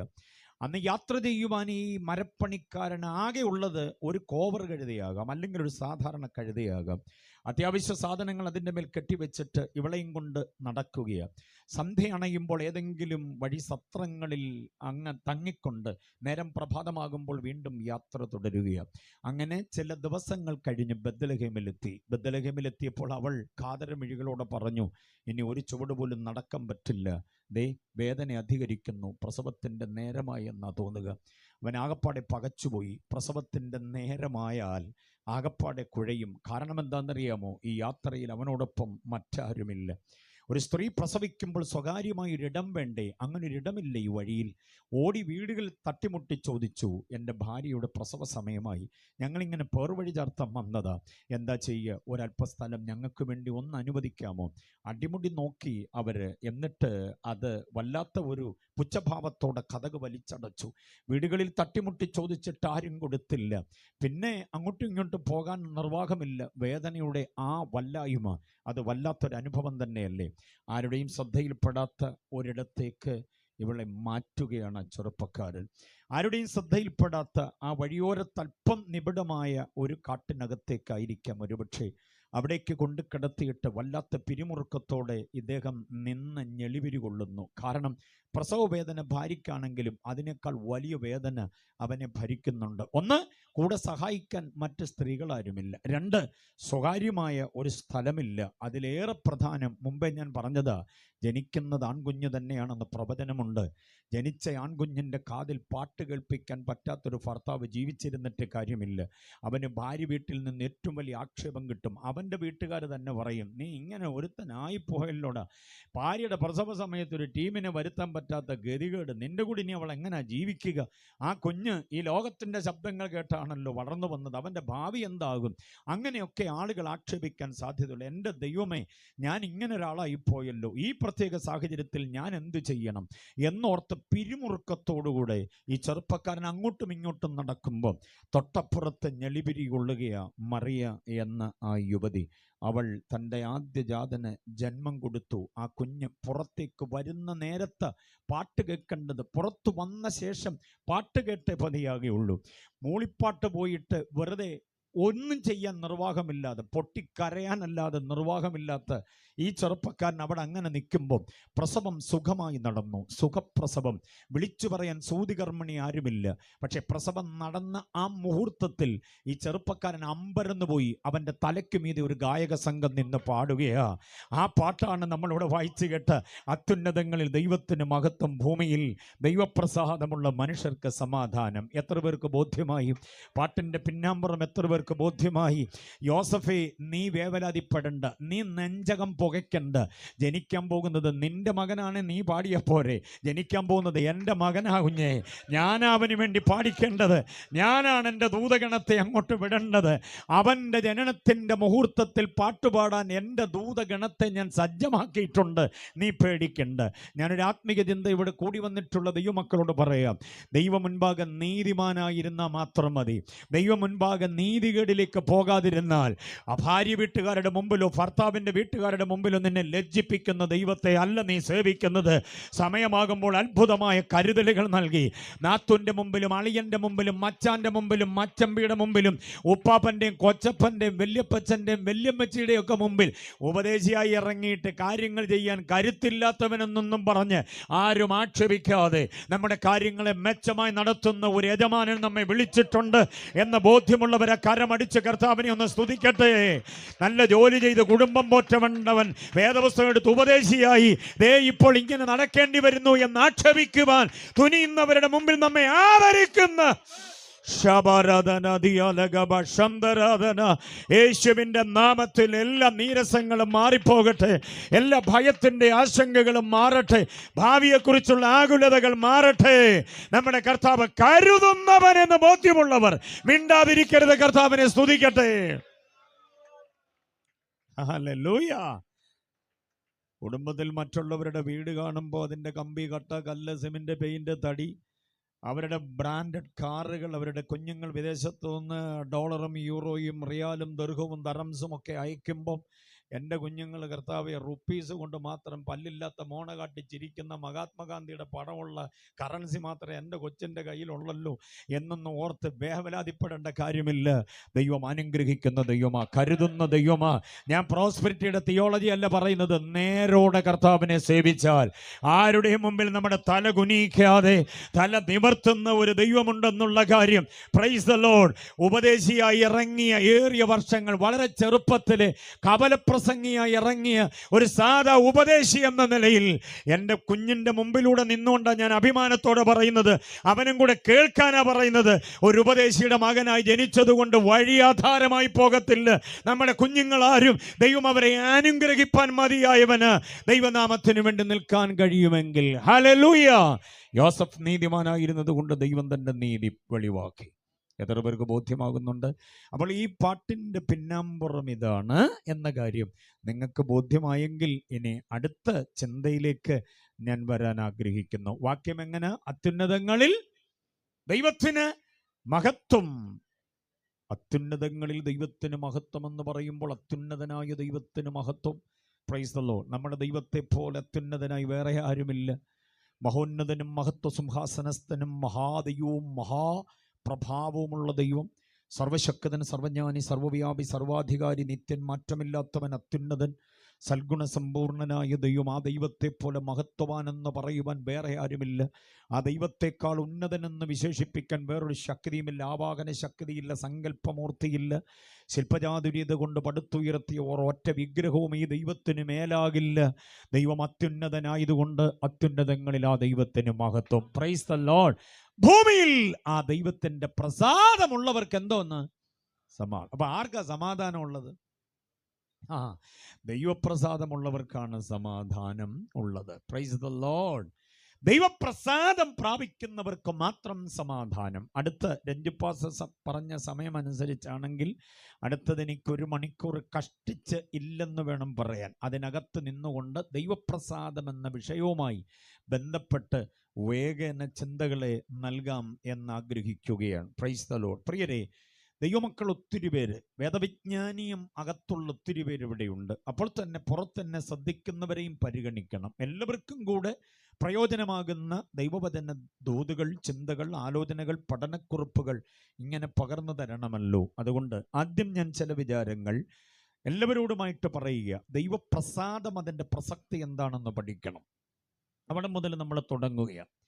ദൈവം പ്രസാദിക്കണമെന്ന് ആഗ്രഹിക്കുന്ന എത്ര പേരുണ്ട്? കരമൊക്കെ ഉയർത്തി ഹല്ലേലൂയൊക്കെ പറഞ്ഞു, അതൊക്കെ ഞാൻ സമ്മതിക്കുന്നു. പക്ഷെ നമ്മുടെ പ്രാർത്ഥനകൾ പലതും ശ്രദ്ധിച്ചാൽ പ്രസാദത്തിന് വേണ്ടിയല്ല പ്രാർത്ഥിക്കുന്നത്, അനുഗ്രഹത്തിന് വേണ്ടിയാണ് പ്രാർത്ഥിക്കുക. കർത്താവ് എന്നെ എന്തോ ചെയ്യണേ? അനുഗ്രഹിക്കണേ, അനുഗ്രഹിക്കണേ, അനുഗ്രഹിക്കണേ. എങ്ങനെങ്കിലും എന്നെ അനുഗ്രഹിക്കണേ കർത്താവേ. സ്തോത്രം. അനുഗ്രഹിക്കാൻ കർത്താവ് മതിയായവനാ. പക്ഷേ അനുഗ്രഹിക്കപ്പെട്ട എല്ലാവർക്കും പ്രസാദം ലഭിക്കപ്പെടണമെന്നില്ല. ദൈവപ്രസാദമൊന്ന് വേറെ തന്നെയാണ്. പ്രാർത്ഥിക്കുമ്പോൾ ഇനി മുതൽ പ്രാർത്ഥിക്കണം, കുഞ്ഞുങ്ങളടക്കം, കർത്താവേ അങ്ങയുടെ പ്രസാദം എൻ്റെ മേൽ വരണമേ. ദൈവപ്രസാദ യോഗ്യമായൊരു ജീവിതം, ക്രിസ്തു കേന്ദ്രീകൃതമായൊരു ജീവിതം, ആത്മനിയോഗിതമായൊരു ജീവിതം, തിരുവചന അധിഷ്ഠിതമായൊരു ജീവിതം, അതാണ് വിശ്വാസ ജീവിതത്തിൽ ഏറ്റവും പ്രധാനമായിട്ടുള്ളത്. ദൈവപ്രസാദം എന്ന വിഷയത്തിൽ നിന്ന് ചില കാര്യങ്ങൾ ഞാൻ പറയുന്നത് നിങ്ങൾ ഹൃദയത്തിൽ കുറിച്ചുകൊള്ളണം. 40 ആണ്ട് എനിക്ക് തലമുറയോട് നീരസമുണ്ടായിരുന്നു. എത്ര വർഷം? 40 ആണ്ട്. ഗോശൻ ദേശത്തു നിന്ന് പടി ഇറങ്ങിയത് മുതൽ കനാൻ ദേശത്തേക്ക് പടി കയറിയത് വരെയുള്ള ആ 40 വർഷം, അതാണ് അതിൻ്റെ ദൈർഘ്യം എന്ന് പറയുന്നത്. എത്ര വർഷമായിരുന്നു മക്കളെ? 40 വർഷമായിരുന്നു. ചുട്ടുപൊള്ളുന്ന മണലാരണ്യത്തിൽ അവർ വെയിൽ കൊള്ളാതിരിക്കാൻ കുടപിടിച്ച്, മേഘത്തിൻ്റെ കുടപിടിച്ച് ദൈവം നടത്തി. നിബിഡമായിരിക്കുന്ന കൂരിരുട്ടുള്ള മരുഭൂമിയിൽ വെളിച്ചം കാണാതിരിക്കാൻ ദൈവം അനുവദിച്ചില്ല. അഗ്നിസ്തംഭം കൊണ്ട് ദൈവം അവർക്ക് പ്രകാശം കൊടുത്തു. കണ്ടോ? എല്ലായ്പ്പോഴും അവർക്ക് വേണ്ടതെല്ലാം ദൈവം പ്രദാനം ചെയ്തു. ശ്രദ്ധിക്കണം ആ വാക്യത്തിന്റെ വിചാരങ്ങൾ. 40 ആണ്ട് നീരസമുണ്ടായിരുന്നിട്ടും ഒറ്റ ദിവസം പോലും മന്ന മുടക്കിയില്ല ദൈവം. എത്ര പേർക്ക് മനസ്സിലായി ഞാൻ പറഞ്ഞ കാര്യം? 40 ആണ്ട് നീരസമായിരുന്നിട്ടും ദൈവം മന്ന മുടക്കിയില്ല. 40 ആണ്ട് നീരസമായിരുന്നിട്ടും ദൈവം ഒരു നേരം പോലും വെള്ളം കൊടുക്കാതിരുന്നില്ല. പാറയെ പിളർന്ന് ദൈവം വെള്ളം കൊടുത്തു. അവരിൽ ഒരു ബലഹീനനും ഉണ്ടായിരുന്നില്ല. വായിച്ചിട്ടുണ്ടോ അങ്ങനെയൊക്കെ? അവർ കുത്തി നടന്ന വടി എന്ത് ചെയ്തില്ല? ഒടിഞ്ഞു പോയില്ല. ഇട്ട് നടന്ന വസ്ത്രം പഴകിപ്പോയില്ല. അവരുടെ ചെരുപ്പ് എന്ത് ചെയ്തില്ല? തേഞ്ഞു പോയില്ല. എന്നെ ഏറ്റവും സന്തോഷിപ്പിക്കുന്ന ഒരു കാര്യം, ഒരു നായും അവരുടെ നേരെ കുരച്ചില്ല. കണ്ടോ? ഒരു ശത്രു രാജാവിനും ദൈവം അവരെ ഏൽപ്പിച്ചില്ല. ആരെയാ? നീരസമുള്ള ജനത്തെയാ ദൈവം അങ്ങനെ നടത്തിയത്. നീരസമുള്ള. അപ്പം നീരസമാണെങ്കിലും ദൈവം കഴിക്കാനും കുടിക്കാനും ഉള്ളതെല്ലാം എന്ത് ചെയ്യും? കൃത്യമായി തന്നുകൊണ്ടേയിരിക്കും. ഇതെല്ലാം കൃത്യമായിട്ട് ഇങ്ങനെ ലഭിക്കപ്പെടുമ്പോൾ ദൈവത്തിന് എന്നോട് ഭയങ്കര സന്തോഷമാണെന്ന് ആരും വിചാരിക്കരുത്. ദൈവം ന്യായവിധിക്ക് വേണ്ടി വച്ചിരിക്കുന്നവന് ദൈവം ഇതെല്ലാം കൊടുക്കാറുണ്ട്. ക്രിസ്മസിന്റെ തലേന്ന് അല്ലെങ്കിൽ ക്രിസ്മസ് കഴിഞ്ഞ് കണ്ടിക്കാനുള്ള പോത്ത് അവിടെ നിന്ന് പുല്ല് തിന്നുന്ന കണ്ടിട്ടുണ്ടോ? കോഴിക്കടയിൽ ചെന്നാൽ അറിയാം. നമ്മൾ ആവശ്യമനുസരിച്ച് 2 കിലോ കോഴിയെന്ന് പറഞ്ഞപ്പോൾ ഒരെണ്ണത്തെ പിടിച്ചോണ്ട് വന്ന് കണ്ടിച്ചു. ബാക്കിയുള്ളത് ആ കൂട്ടിനകത്ത് നിന്നുണ്ട് തിന്നുന്ന കണ്ടുണ്ടോ? ഗോതമ്പോണി. അപ്പൊ നാളെ കണ്ടിക്കാനുള്ളതിനും എന്തോ കൊടുക്കുന്നുണ്ട്. അതുകൊണ്ട് റിയാലും ദിർഹവും ദറംസും ഡോളറും യൂറോയും പൗണ്ടും മുന്തിയ കാറുകളും വീടുകളും ഒക്കെ ലഭിക്കപ്പെടുമ്പോഴും ദൈവത്തിന് നമ്മളോട് ഭയങ്കര ഐ ലവ് യു ആണെന്ന് ചിന്തിക്കരുത്. തട്ടാനുള്ളവനും ദൈവം ഇതെല്ലാം കൊടുത്തോണ്ടിരിക്കുക. ന്യായം വിധിക്കാൻ ദൈവത്തിന്റെ ന്യായവിധിയുടെ കടോര ഖഡ്ഗം വന്ന് വീഴാനുള്ളവനും ദൈവം ഇതെല്ലാം കൊടുത്തുകൊണ്ടിരിക്കും. കിട്ടുന്ന ഭൗതിക നന്മകളുടെ എണ്ണം പറഞ്ഞ് ദൈവത്തിന് എന്നോട് ഭയങ്കര സന്തോഷ എന്ന് ചിന്തിക്കരുത്. ദൈവവുമായി നമുക്കൊരു ആന്തരിക രമ്യത ഉണ്ടായേ പറ്റും. ആ വാചകം മറക്കല്ലേ, ആന്തരിക രമ്യത. പാട്ടും പ്രാർത്ഥനയും പ്രൈസ് ആൻഡ് വർഷിപ്പിലും കാണിക്കുന്നെല്ലാം ബാഹ്യപ്രകടനങ്ങളാണ്. നീ മാത്രം മതി എന്നൊക്കെ പറഞ്ഞ് കൈ ഉയർത്തിയൊരു നിപ്പ് നിൽക്കുന്ന കണ്ടാൽ കാറ്റ് പോയെന്ന് തോന്നിപ്പോവും. അതുപോലെ സ്റ്റക്കായിട്ട് അങ്ങ് നിൽക്കുക കുറേ നേരം. എന്നെ ഭക്തിയുടെ പ്രകടനമാണെന്നറിയാമോ? ഇതെല്ലാം കൂടെ കഴിഞ്ഞിട്ട് ഈ പുള്ളി എങ്ങോട്ടാണ് പോകുന്നത്? മൊബൈലിൽ ആരെയാണ് വിളിക്കുന്നത്? WhatsApp, YouTube, internet, Facebook, Twitter, ഇൻസ്റ്റഗ്രാമിൽ എന്നെ ഈ തോണ്ടി ഇരിക്കുന്നതെന്ന് ചോദിച്ചാൽ ഉടയവനും ആ പുള്ളിക്ക് മാത്രമേ അറിയത്തുള്ളൂ. പ്രകടനം കണ്ട ഭയങ്കരമാണ്. മനസ്സിലാകുന്നുണ്ടോ? ആത്മാവിലെ ആരാധന സമയമില്ലതുകൊണ്ട് നമുക്ക് അധികം നീട്ടാൻ പറ്റത്തില്ലെന്നൊക്കെ പറഞ്ഞാലും അന്നാണ് നീട്ടി ഒരു സാക്ഷി പറയാൻ ചിലർ എഴുന്നേക്കുന്നത്. പാസ്റ്റർമാർ മിണ്ടുന്നില്ല, അവർക്കറിയാം അതെങ്ങനെ ഞാൻ അറിഞ്ഞെന്ന് അവരിപ്പോൾ അത്ഭുതപ്പെടും. അത് ഇവിടെ മാത്രമല്ല, നമ്മുടെ അവിടെ എല്ലായിടത്തും ഉള്ളതാണ്. ഇന്ന് നമുക്ക് അത്യാവശ്യമായിട്ട് യോഗം ഇച്ചിരി നേരത്തെ നിർത്താനുണ്ടെന്ന് പറയുമ്പോഴാണ് ചില ആൻറ്റിമാർക്ക് നീട്ടി ഒരു സാക്ഷി പറയാനുള്ളത്. ആ പ്രകടനമൊക്കെ കണ്ടു കഴിഞ്ഞാൽ ഇതുപോലെ ഭക്തിയുള്ളൊരു പുള്ളി വേറെ ഇല്ലെന്ന് തോന്നിപ്പോവും. സാക്ഷ്യത്തിന് ആരും പാട്ട് പാടാതെ ദയവായി ഓരോ വാക്യം സാക്ഷി പറയണമെന്ന് പറയുമ്പോൾ കർത്താവ് താൻ ഗംഭീരനാഥം എന്നുള്ള 16 അടിയുള്ള പാട്ട് അന്നേരം പാടണമെന്ന് താല്പര്യമുള്ളവരുണ്ടാവും. അപ്പം ഇതൊക്കെ ഈ ഭക്തിയുടെ ഒരു പ്രകടനവും പ്രകസനവും മാത്രമാണ്. അന്തരംഗത്തിൽ കുശുമ്പ്, കുന്നായ്മ, ഈർഷ്യ, പക, പിണക്കം ആദിയായതെല്ലാം, വിമർശനം, വിരോധം, വിദ്വേഷം, വിഭാഗിക മനോഭാവം, ഇതെല്ലാം ഇങ്ങനെ അകത്ത് വാരി നിറച്ചിട്ടുണ്ട്. മനസ്സിലാകുന്നുണ്ടോ? അതാണ് അതിൻ്റെ വസ്തുത എന്ന് പറയുന്നത്. അപ്പം നമ്മൾ തിരിച്ചറിയണം, ബാഹ്യപ്രകടനങ്ങളല്ല ഭക്തിയുടെ അനുഭവം, ആന്തരിക രമ്യതയാണ് ദൈവവുമായി. ആന്തരിക രമ്യത എന്ന പ്രയോഗം കുഞ്ഞുങ്ങളാരും മറക്കരുത്. എന്തുകൊണ്ടാണ് പറയുന്നത്? ആന്തരിക രമ്യത, ഒരു ഇന്റേണൽ റിലേഷൻ കർത്താവുമായി വേണം. പരിശുദ്ധ തൃത്വവുമായുള്ളൊരു ആന്തരിക രമ്യത. പിതാവ് പ്രസാദിക്കണം ജീവിതത്തിൽ, ക്രിസ്തു കേന്ദ്രീകൃതമാകണം ജീവിതം, ആത്മനിയോഗിതമാകണം. 1 തെസ്സലോനിക്ക ലേഖനം 4-ാം അധ്യായം അതിൻ്റെ 1-ാം വാക്യത്തിൽ വായിക്കുന്നത്, ഒടുവിൽ സഹോദരന്മാരെ ദൈവപ്രസാദം ലഭിപ്പാൻ തക്കവണ്ണം. അപ്പൊ ദൈവപ്രസാദം ലഭിപ്പാൻ എന്താ ചെയ്യേണ്ടത്? അത് നമ്മൾ തിരിച്ചറിഞ്ഞേ പറ്റുകയുള്ളൂ. അതാണ് ആന്തരിക രമ്യത വേണം, ബാഹ്യപ്രകടനങ്ങൾ അല്ല എന്ന് നമ്മൾ തിരിച്ചറിയണം. ബാഹ്യപ്രകടനങ്ങൾ മുൻപോട്ട് പോകുന്നവർക്കൊന്നും ദൈവപ്രസാദം അധികം ലഭിക്കപ്പെടുക എന്ന് മാത്രമല്ല, 1 കൊരിന്ത്യർ 10-ന്റെ 5-ാം വാക്യം നമ്മൾ വായിക്കുമ്പോൾ അവരിൽ മിക്ക പേരിലും ദൈവം എന്ത് ചെയ്തില്ല? അവിടെയാണ് പ്രസാദം. പ്രസാദിക്കായാൽ അവരെന്തോ ഇത് പോയി, മരുഭൂമിയിൽ പട്ടുപോയി, തള്ളിയിടപ്പെട്ടുപോയി, അവർ കനാനിൽ എത്തിയില്ല എന്ന വിവരം നമ്മൾ തിരിച്ചറിയണം. അപ്പൊ ദൈവപ്രസാദത്തിന്റെ പ്രസക്തി മനസ്സിലായല്ലോ. തിന്നാനും കുടിക്കാനും ഉടുക്കാനും കാര്യസഞ്ചരിക്കാനും കയറിക്കിടക്കാനും ഒക്കെയുള്ള എല്ലാ സംവിധാനങ്ങളും സ്വന്തം നല്ല പേരിൽ തീരാധാരം എഴുതി കിട്ടിയ ഭൂമിയുടെ വിസ്തൃതിയും കൂടെ നമ്മൾ സ്വയം അറിയുമ്പോൾ ദൈവത്തിന് എന്നോട് പ്രസാദമായതുകൊണ്ട് ഇതെല്ലാം തന്നത് എന്ന് ചിന്തിക്കരുത്. ദൈവം ഇതെല്ലാവർക്കും കൊടുക്കുന്നതാണ്. അംബാനിയുടെ വീടിൻ്റെ അത്രയും വലിയ വീട് നമുക്കാർക്കെങ്കിലും ഉണ്ടോ? അദാനിയുടെ വീടും അദാനിയുടെ സെറ്റപ്പും ഉള്ള ഏത് പെന്തക്കോസുകാരനുണ്ട്? ആരുമില്ല. മനസ്സിലായില്ലേ? അതാണ് ഇതിൻ്റെ വസ്തുത. അപ്പോൾ നമ്മൾ മനസ്സിലാക്കണം ഒരു കാര്യം, ഭൗതിക വസ്തുക്കളെ അളന്നുകൊണ്ട് ദൈവപ്രസാദത്തെ തിരിച്ചറിയാൻ പറ്റില്ല. ആന്തരിക രമ്യത ദൈവമായിട്ട് ഉണ്ടാക്കിയെടുക്കാൻ നമുക്ക് കഴിയണം. അങ്ങനെയാണെങ്കിൽ ദൈവപ്രസാദം പ്രാപിക്കാൻ നമ്മൾ എന്താ ചെയ്യേണ്ടത് എന്ന് സഭയ്ക്കകത്തും പുറത്തേക്കുമുള്ളവർ ഒരേപോലെ അറിയുവാൻ വിവിധ വിശ്വാസ സംഹിതകളിൽ, വിവിധ മതാചാരാനുഷ്ഠാനങ്ങളിൽ കഴിഞ്ഞുകൂടുന്ന മുഴുവൻ ആളുകളും കേട്ട് ഗ്രഹിക്കേണ്ടതിന് ചില വിചാരങ്ങളെ പറയുക. വചനാടിസ്ഥാനത്തിൽ 1, 2, 3, 4 എന്ന് സമയത്തിൻ്റെ ലഭ്യതയ്ക്കനുസരിച്ച് അവയെ നിരത്താൻ ആഗ്രഹിക്കുന്നു. ശ്രദ്ധിക്കണം, ദൈവം പ്രസാദിക്കാൻ എന്താണ് ചെയ്യേണ്ടത്? 1-ാമത്തെ കുറിപ്പിലേക്ക് നിങ്ങളുടെ ശ്രദ്ധയെ കൊണ്ടുവരുന്നു. 1-ാമത്തെ വാക്യം യോഹന്നാന്റെ സുവിശേഷം 6-ാം അധ്യായം അതിൻ്റെ 28, 29 വാക്യങ്ങളാണ്. ഇതൊരു പൊതു സന്ദേശമാണ്. വീട്ടിനകത്തല്ലല്ലോ, പുറത്ത് ശബ്ദവാഹിനിയിലൂടെയാണ് ഈ സന്ദേശം പുറത്തേക്ക് പോകുന്നത് എന്നുള്ളത് കൊണ്ട് വീടുകളിലും വീഥികളിലും ഒക്കെ ഇരിക്കുന്നവരുടെ ഉൾത്തടത്തിലേക്ക് ഇതിൻ്റെ ആലോചനകളുടെ ആഴങ്ങൾ എത്തപ്പെടണമെന്നതുകൊണ്ട് ഈ വാക്യത്തെ പൊതുവായി ഞാൻ പരിചയപ്പെടുത്തുകയാണ്.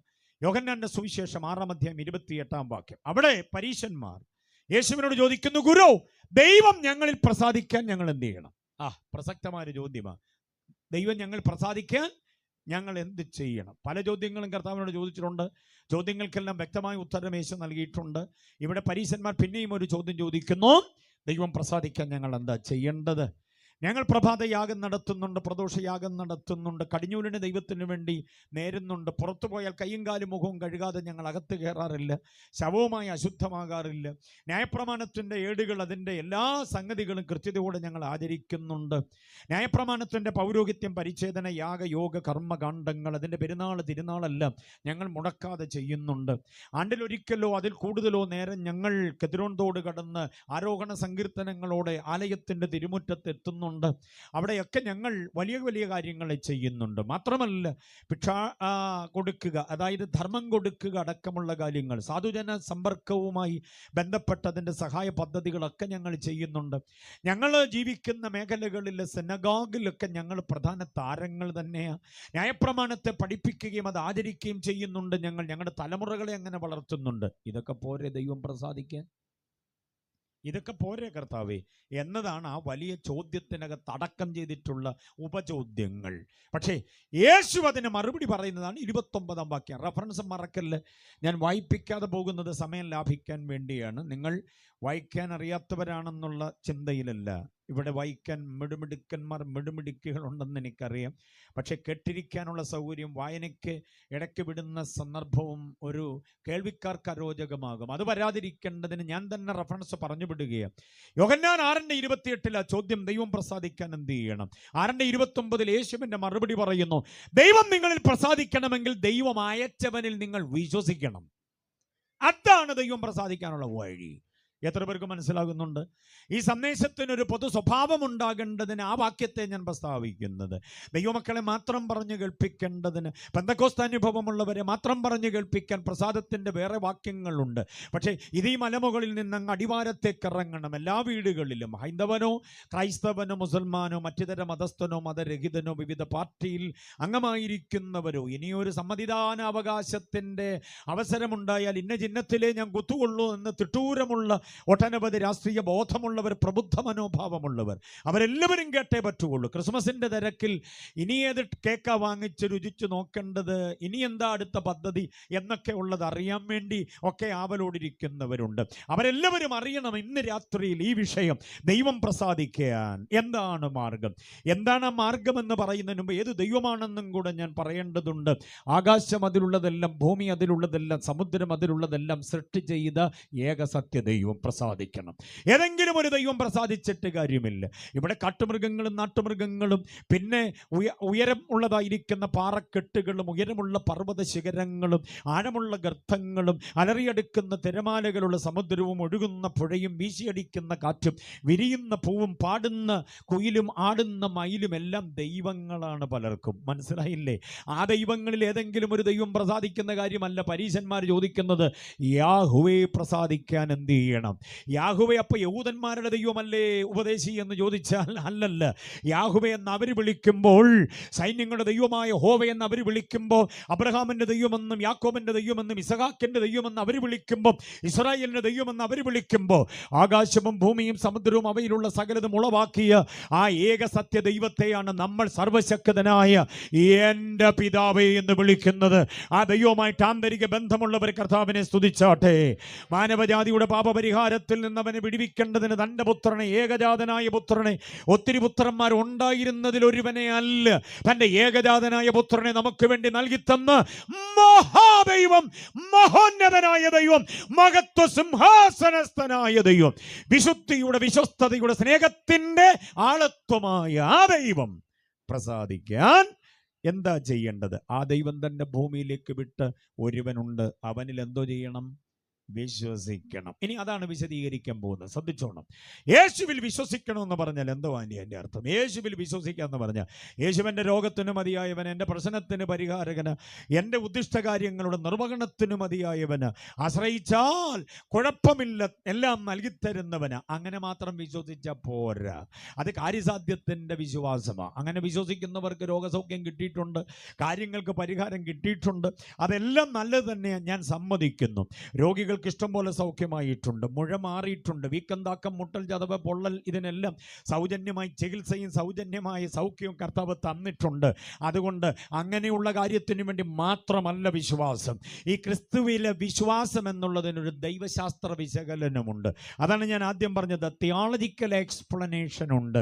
അതെന്താണെന്ന് ഞാൻ അക്കമിട്ട് നിരത്തുകയാണ്. ശ്രദ്ധിച്ചു കേട്ടോണം. യേശുവിൽ ഒരുവൻ വിശ്വസിക്കുന്നു എന്ന് പറയുമ്പോൾ പമ്പാക്കുട നിവാസികൾ ഈ മലമുകളിൽ നിന്ന് പറയുമ്പോൾ എല്ലാവരും കേൾക്കാൻ താല്പര്യത്തോടെ അങ്ങുമിങ്ങും നിൽക്കുന്ന മുഴുവൻ ആളുകളും, ഈ മുറ്റത്ത് കൂടിയിട്ടുള്ളവരും ഇതിന് ചുറ്റുവട്ടത്തിൽ കേൾക്കുന്നവരൊക്കെ ശ്രദ്ധിച്ചു കൊള്ളണം. യേശുവിലെ വിശ്വാസം എന്ന് പറഞ്ഞാൽ ഒരു 7-10 കൂട്ടം കാര്യങ്ങളുണ്ട്. മനസ്സിലാകുന്നുണ്ടോ? കേൾക്കാൻ സന്തോഷമാണോ? 10 കാര്യം കൂടെ പറഞ്ഞിട്ട് 10 മണി ആയാലും തീരുവോ, അങ്ങനൊന്നും പേടിക്കേണ്ട കാര്യമില്ല. വേഗം പറഞ്ഞ് നിർത്താം.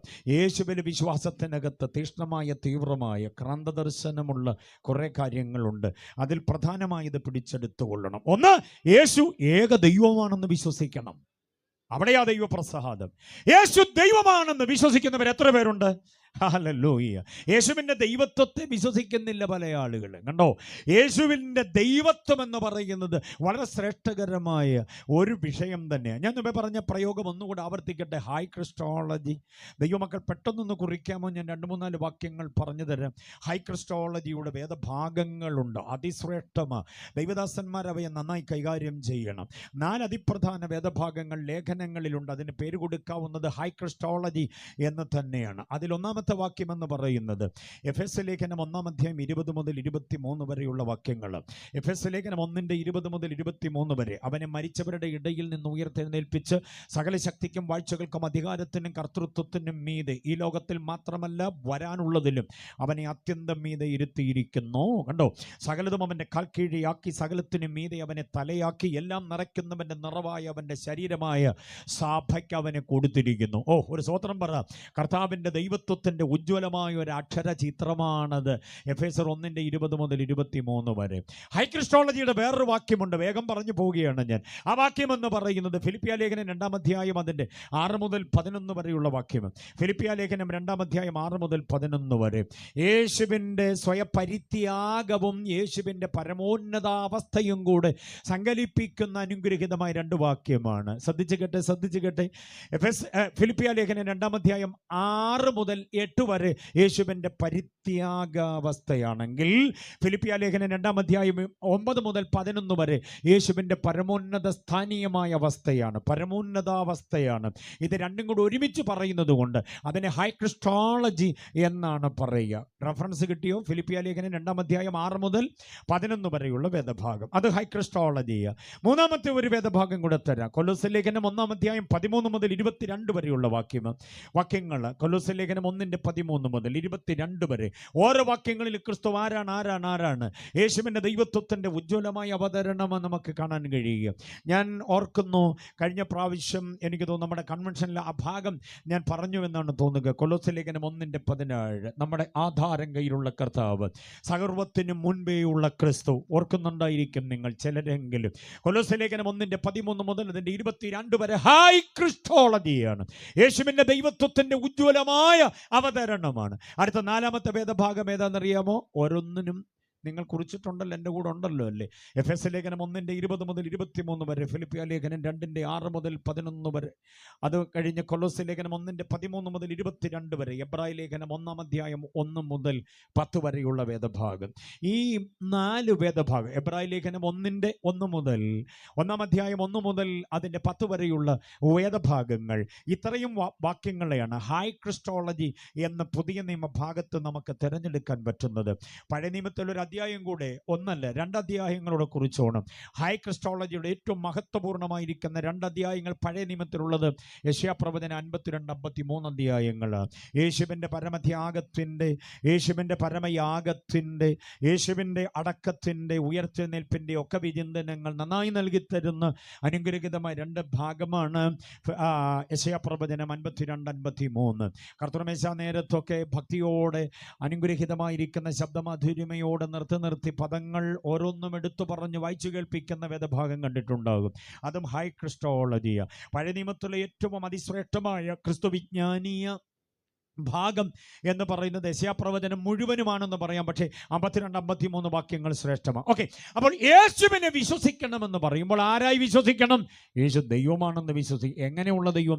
ദൈവങ്ങളുടെ കൂട്ടത്തിലൊരു ദൈവമെന്നല്ല, യേശു ഏക ദൈവമാണെന്ന് വിശ്വസിക്കണം. ആ വിശ്വാസമാണ് ദൈവപ്രസാദം നമ്മിലേക്ക് കൊണ്ടുവരുന്നത്. യേശു ഏക കർത്താവാണെന്ന് വിശ്വസിക്കണം. ഒത്തിരി കർത്താക്കന്മാർ ലോകത്തിലുണ്ട്, പക്ഷേ യേശുവെ പോലൊരു കർത്താവ് വേറെ ഇല്ല. നമ്മുടെ രാഷ്ട്രപതി കർത്താവ്, പ്രധാനമന്ത്രി പ്രധാനമന്ത്രി കർത്താവാണ്. മനസ്സിലായോ? സുപ്രീം കോടതിയുടെ മജിസ്ട്രേറ്റ് ഒരു കർത്താവാണ്. ഇലക്ഷൻ കമ്മീഷണർ വേറൊരു കർത്താവാണ്. സകല സംസ്ഥാനങ്ങളുടെയും മുഖ്യമന്ത്രിമാർ ആ സംസ്ഥാനങ്ങളുടെ കർത്താക്കന്മാർ. സകല സംസ്ഥാനങ്ങളുടെയും ഗവർണർമാർ സംസ്ഥാനത്തിൻ്റെ മറ്റൊരു കർത്താവ്. എന്തിന്? പഞ്ചായത്ത് മെമ്പർ ഉണ്ടല്ലോ, ആ മെമ്പർ ആ വാർഡിൻ്റെ കർത്താവ്. പഞ്ചായത്ത് പ്രസിഡന്റ് ഉണ്ടല്ലോ, ഈ ശബ്ദപരിധിക്കുള്ളിൽ ഒരുപക്ഷെ അദ്ദേഹം ഉണ്ടാകാം, ബഹുമാന്യനായ അദ്ദേഹം ഈ പഞ്ചായത്തിൻ്റെ ഒരു കർത്താവ്. അങ്ങനെ കർത്താക്കന്മാരുടെ എണ്ണം എടുത്താൽ ആയിരക്കണക്കിനുണ്ടാകാം. പക്ഷേ ഈ കർത്താക്കന്മാരുടെ എല്ലാം മുഴങ്കാൽ മടങ്ങുന്ന ഒരു കർത്താവ് വേറെയുണ്ട്. ഇവരുടെ എല്ലാം നാവ് ഏറ്റുപാടുന്ന ഒരു കർത്താവ് വേറെയുണ്ട്. അത് വേറെ ആരുമല്ല, ഇതുവരെ ഞങ്ങൾ പാടിയ, ഇതുവരെ ഞങ്ങൾ ഉറക്കെ പറയുന്ന ക്രിസ്തു യേശു തന്നെ. അപ്പൊ യേശു ഏക ദൈവമാണെന്ന് വിശ്വസിക്കണം, ഏക കർത്താവാണെന്ന് വിശ്വസിക്കണം, അടുത്തത് ഏക രക്ഷകനാണെന്ന് വിശ്വസിക്കണം.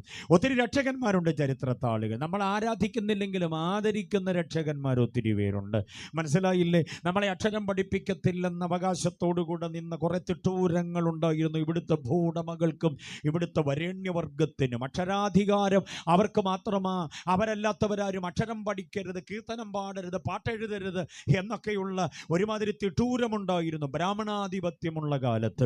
അവരുടെ പാടത്തും പറമ്പിലും പണിയെടുക്കേണ്ടതിനും തെങ്ങും കവുങ്ങും മാവും അടയ്ക്കായും അതും ഇതുമെല്ലാം കൂടെ നട്ടുവളർത്തേണ്ടതിന് വളമിടുന്ന കൂട്ടത്തിൽ ഇവൻ്റെ വിയർപ്പ് കൂടെ വീഴണമെന്ന് പറഞ്ഞ് അവന് കൂലി കൊടുക്കാതെ പാടത്തവനെ പണിയിപ്പിച്ച ഒരുമാതിരി ആധിപത്യ വ്യവസ്ഥിതികളും അതീശത്വ ശക്തികളുമുണ്ട്. അവരുടെ നേരെ വിരൽ ചൂണ്ടിക്കൊണ്ട് ഇന്ന് പകൽ മുതൽ ഞാൻ പണിതെടുത്ത് രാവിലെ മുതൽ വൈകുന്നേരം വരെ പണിതതിന് എനിക്ക് ഇത്ര രൂപ കൂലി വേണമെന്ന് തൻ്റെ ഇടത്തോടെ മുതലാളി വർഗത്തിൻ്റെ കണ്ണിലേക്ക് വിരൽ ചൂണ്ടി പറയുവാൻ പ്രേരിപ്പിക്കേണ്ടതിന് സമുദായങ്ങളിലേക്ക് ഇറങ്ങിയ കുറെ രക്ഷകന്മാരുണ്ട്. മനസ്സിലായോ? ഞാനവരെ അംഗീകരിക്കുന്നു. അവരൊക്കെ രക്ഷകന്മാരാ. ബ്രിട്ടീഷ് ആധിപത്യത്തിൻ്റെ നേരെ വിരൽ ചൂണ്ടിക്കൊണ്ട് കയ്യിലൊരു ചൂരവടി പോലുമില്ലാതെ ട്രിഗറിലൊന്ന് വിരലമർത്തിയാൽ പെരുമഴ പോലെ ബുള്ളറ്റ് പായിക്കാൻ ശേഷിയുള്ള തോക്ക് കയ്യിലുള്ള വെള്ളപ്പാടയുടെ നേരെ ഒരു ചൂരവടി പോലുമില്ലാതെ നിന്നുകൊണ്ട് ക്വിറ്റ് ഇന്ത്യ എന്ന് പറയാൻ ധൈര്യം കാണിച്ച് നെഞ്ചുറപ്പ് കാണിച്ച് നമ്മുടെ മഹാത്മാഗാന്ധി അടക്കമുള്ളവരൊക്കെ നമ്മുടെ രക്ഷകന്മാരാ. ശ്രീനാരായണ ഗുരുസ്വാമികളൊക്കെ രക്ഷകന്മാരാ. പക്ഷെ ഈ രക്ഷകന്മാരെല്ലാം നമ്മളെ വിടുവിച്ചത് ചെളിക്കണ്ടത്തിൽ നിന്നോ തമ്പ്രാക്കന്മാരുടെ ആധിപത്യത്തിൽ നിന്നോ മറ്റിതര പോരാട്ടങ്ങളിൽ നിന്നോ ആകാം. പക്ഷെ ഈ രക്ഷകന്മാരൊക്കെ മുട്ടുകുത്തുന്ന വേറൊരു രക്ഷകനുണ്ട്. ആ രക്ഷകൻ യേശു മാത്രമാ. ആ രക്ഷകൻ നമ്മെ വിടുവിച്ചത് ഏതെങ്കിലും സാധാരണ സംഗതിയിൽ നിന്നല്ല, നിത്യനരക ശിക്ഷാവധിയിൽ നിന്ന്. എത്ര പേർക്ക് ബോധ്യമുണ്ട്? അത്യുന്നതനായ ദൈവത്തിന്റെ ന്യായവിധിയുടെ കഠോര ഖഡ്ഗത്തിൽ നിന്ന് നമ്മെ വിടുവിച്ച ഒറ്റ രക്ഷകനേ ഉള്ളൂ. അതുകൊണ്ട് യേശു രക്ഷകനാണെന്ന് പറയല്ലേ, യേശു ഏകരക്ഷകനാ. നമ്മൾ സാധാരണ പറഞ്ഞ് ഇതിൻ്റെ വിലയൊക്കെ കളയുക. യേശു രക്ഷകനാന്നൊക്കെയാണ് നമ്മൾ നോ, അങ്ങനെ പറയരുത്. യേശു ഏകരക്ഷകനാ. എത്ര പേർക്ക് അർത്ഥം ബോധ്യമായി? യേശു മാത്രമേ രക്ഷിക്കാൻ കഴിയുള്ളൂ. മനസ്സിലായില്ലേ? സകലവിധ ഭൂതാ പ്രേത പിശാചുക്കൾ രക്ഷിക്കാൻ ദർവന്മാരുടെ അങ്ങ് ആയാറിൽ ആവാസമുറപ്പിക്കുന്ന ഭൂതബാധിത ഈ ഭൂമണ്ഡലത്തിലുള്ള ശത്രു സൈന്യം, അങ്ങ് അധമപാതാളത്തിലുള്ള ശത്രു സൈന്യം, ഈ 3 മണ്ഡലങ്ങളിലും വിന്യസിക്കപ്പെട്ടിരിക്കുന്ന ദുഷ്ടശക്തിയോട് അടങ്ങെന്ന് പറയാൻ പരമാധികാരമുള്ള ഒരൊറ്റ രക്ഷകനേ ഉള്ളൂ. തച്ചിന് കുത്തിയിരുന്ന് ചെയ്തു കൂട്ടുന്ന ചെയ്തു ദോഷങ്ങളും മന്ത്രവാദത്തിന്റെ ഇടപാടുകളും വിളിച്ചു ചൊല്ലലുകളും നേർച്ച കാഴ്ചകളും ആവാഹന ശക്തികളെ പറഞ്ഞ് നിന്റെ കൃഷിയിടത്തിലും നിന്റെ തലമുറയുടെ നന്മയ്ക്കെതിരെയും നിന്റെ കുടുംബത്തിന്റെ സമാധാനം കവർന്നു കളയാനും ആവാഹിച്ച് വിടുന്നവനോട് അരുതെന്ന് പറയാൻ തൻ്റെ ഇടമുള്ള ഒറ്റ ഒരു രക്ഷകനേ ഉള്ളൂ, ഒറ്റ ഒരു കർത്താവേ ഉള്ളൂ. അത് യേശു മാത്രമാണ്. യേശുവിനെ അങ്ങനെ അങ്ങോട്ട് വിശ്വസിക്കണം. അപ്പം 3 കാര്യം മനസ്സിലായോ? യേശു ആരാ? ഏക ദൈവം. യേശു ആരാ? ഏക കർത്താവ്. യേശു ആരാ? ഏക രക്ഷകൻ. കുഞ്ഞുങ്ങളെ പാട്ടുപോലെ പഠിച്ചുകൊണ്ട് നടക്കണം. ഏക ദൈവം, ഏക രക്ഷകൻ, ഏക കർത്താവ്.